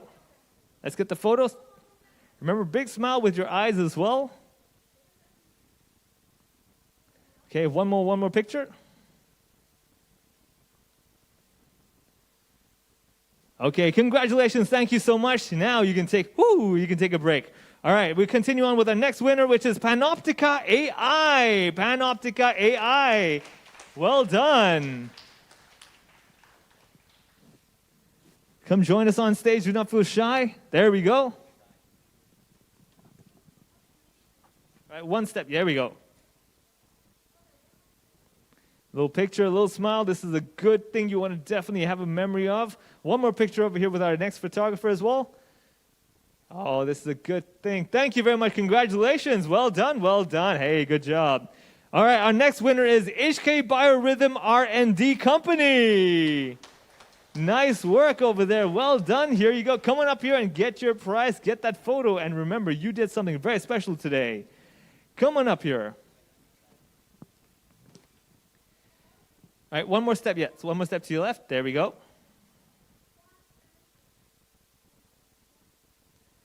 All right, one more picture over here. Thank you so much, and thank you, Raymond, for helping us with this prize presentation. Let's continue on with our next three winners. For that, I would like to invite Duncan to please come on up here and help us to present our next three winners.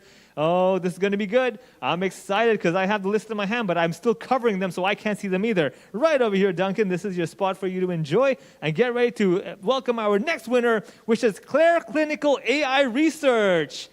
Nicely done. All right, come on over here, come to the stage and get your prize because you deserve it. Right over here, please. All right, one picture ahead.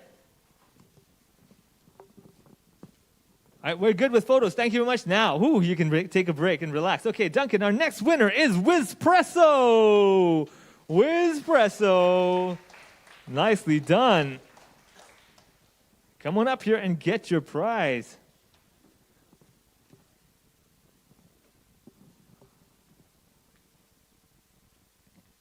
All right, one more picture over here. Thank you very much. Congratulations. And moving on to our next team, it's going to be Grow Green. The audience loved you, and so did we. So come on over here and get your prize. One little thing in the center and get a photo together as well, please.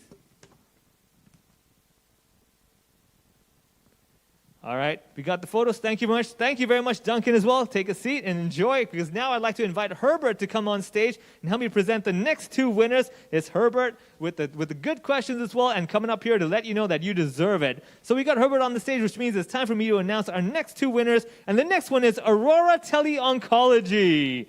There we go. Give a round of applause. Well done. You've come on up here. You deserve that prize. Let's get that photo together right in front. Okay, we're good with the photos. Well done, well done. And moving on to our next winner is Kamakura Foods. Yeah. And now I'm hungry. I know what I'm eating tonight. Let's get a photo looking ahead.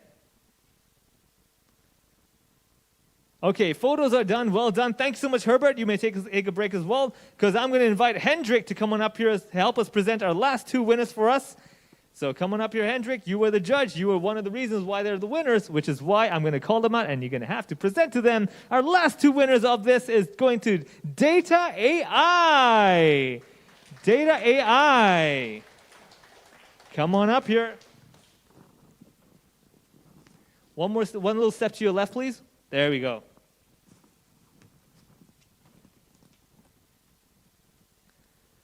Okay, photos are good. Thank you very much. And finally, our last winner of our 10 winners of today, it goes to, it's Deep Translate. Deep Translate, well done.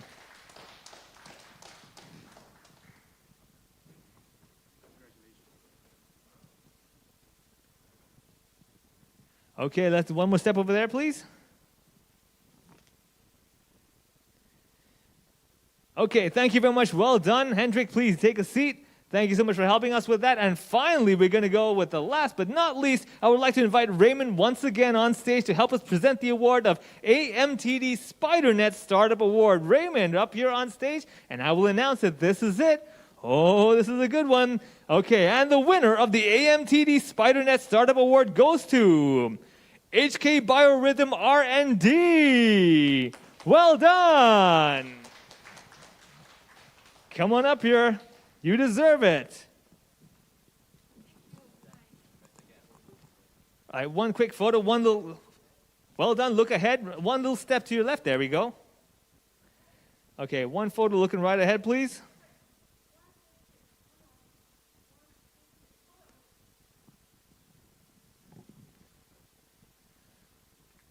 All right, thank you so much. Raymond, please remain on stage because we're going to make this a very memorable moment. So that's why I would like to invite Stephen, Duncan, Herbert, and Hendrik to come on stage to join us. And of course, all our winners, the 10 winners, please join us back on stage with your prize in your hand. Let's come over here because this is definitely a moment you want to remember for the rest of your lives. So all the winners, come join us over here and bring your tickets as well with yourself to the stage. Don't feel shy, everybody. We know who won.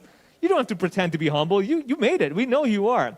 Okay, our judges are over here as well. We're going to call out the winners as well too. Come on up. Winners, join us on stage. Don't be shy.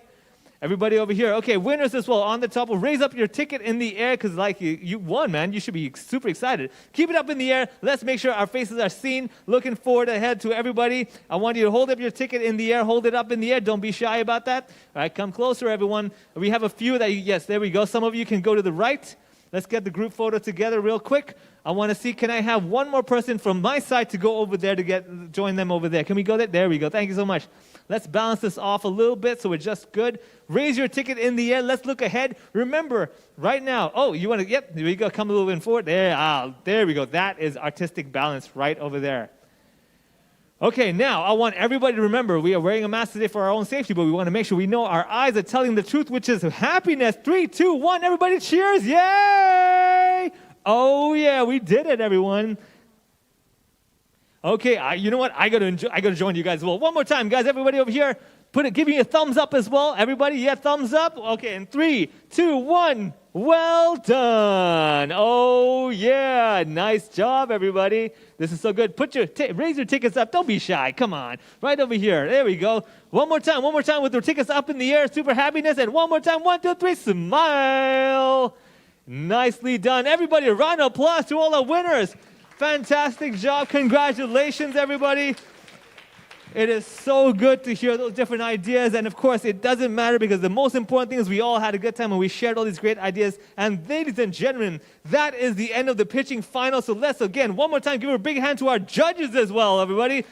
They had to listen to everything and put it into consideration. On behalf of HKTDC, I would like to thank our strategic partner AMTD Group for the great support and for making Startup Express a more comprehensive program so as to help more local startups to build networks, market their business, seek potential partners, and enhance brand awareness. And of course, if you'd like to rewatch today's episode and this show, make sure you can join us on our HKTDC YouTube channel, which where you can find the video real soon. Everybody, I will see you again next year. And thank you guys. Keep the ideas flowing and see ya. Bye-bye.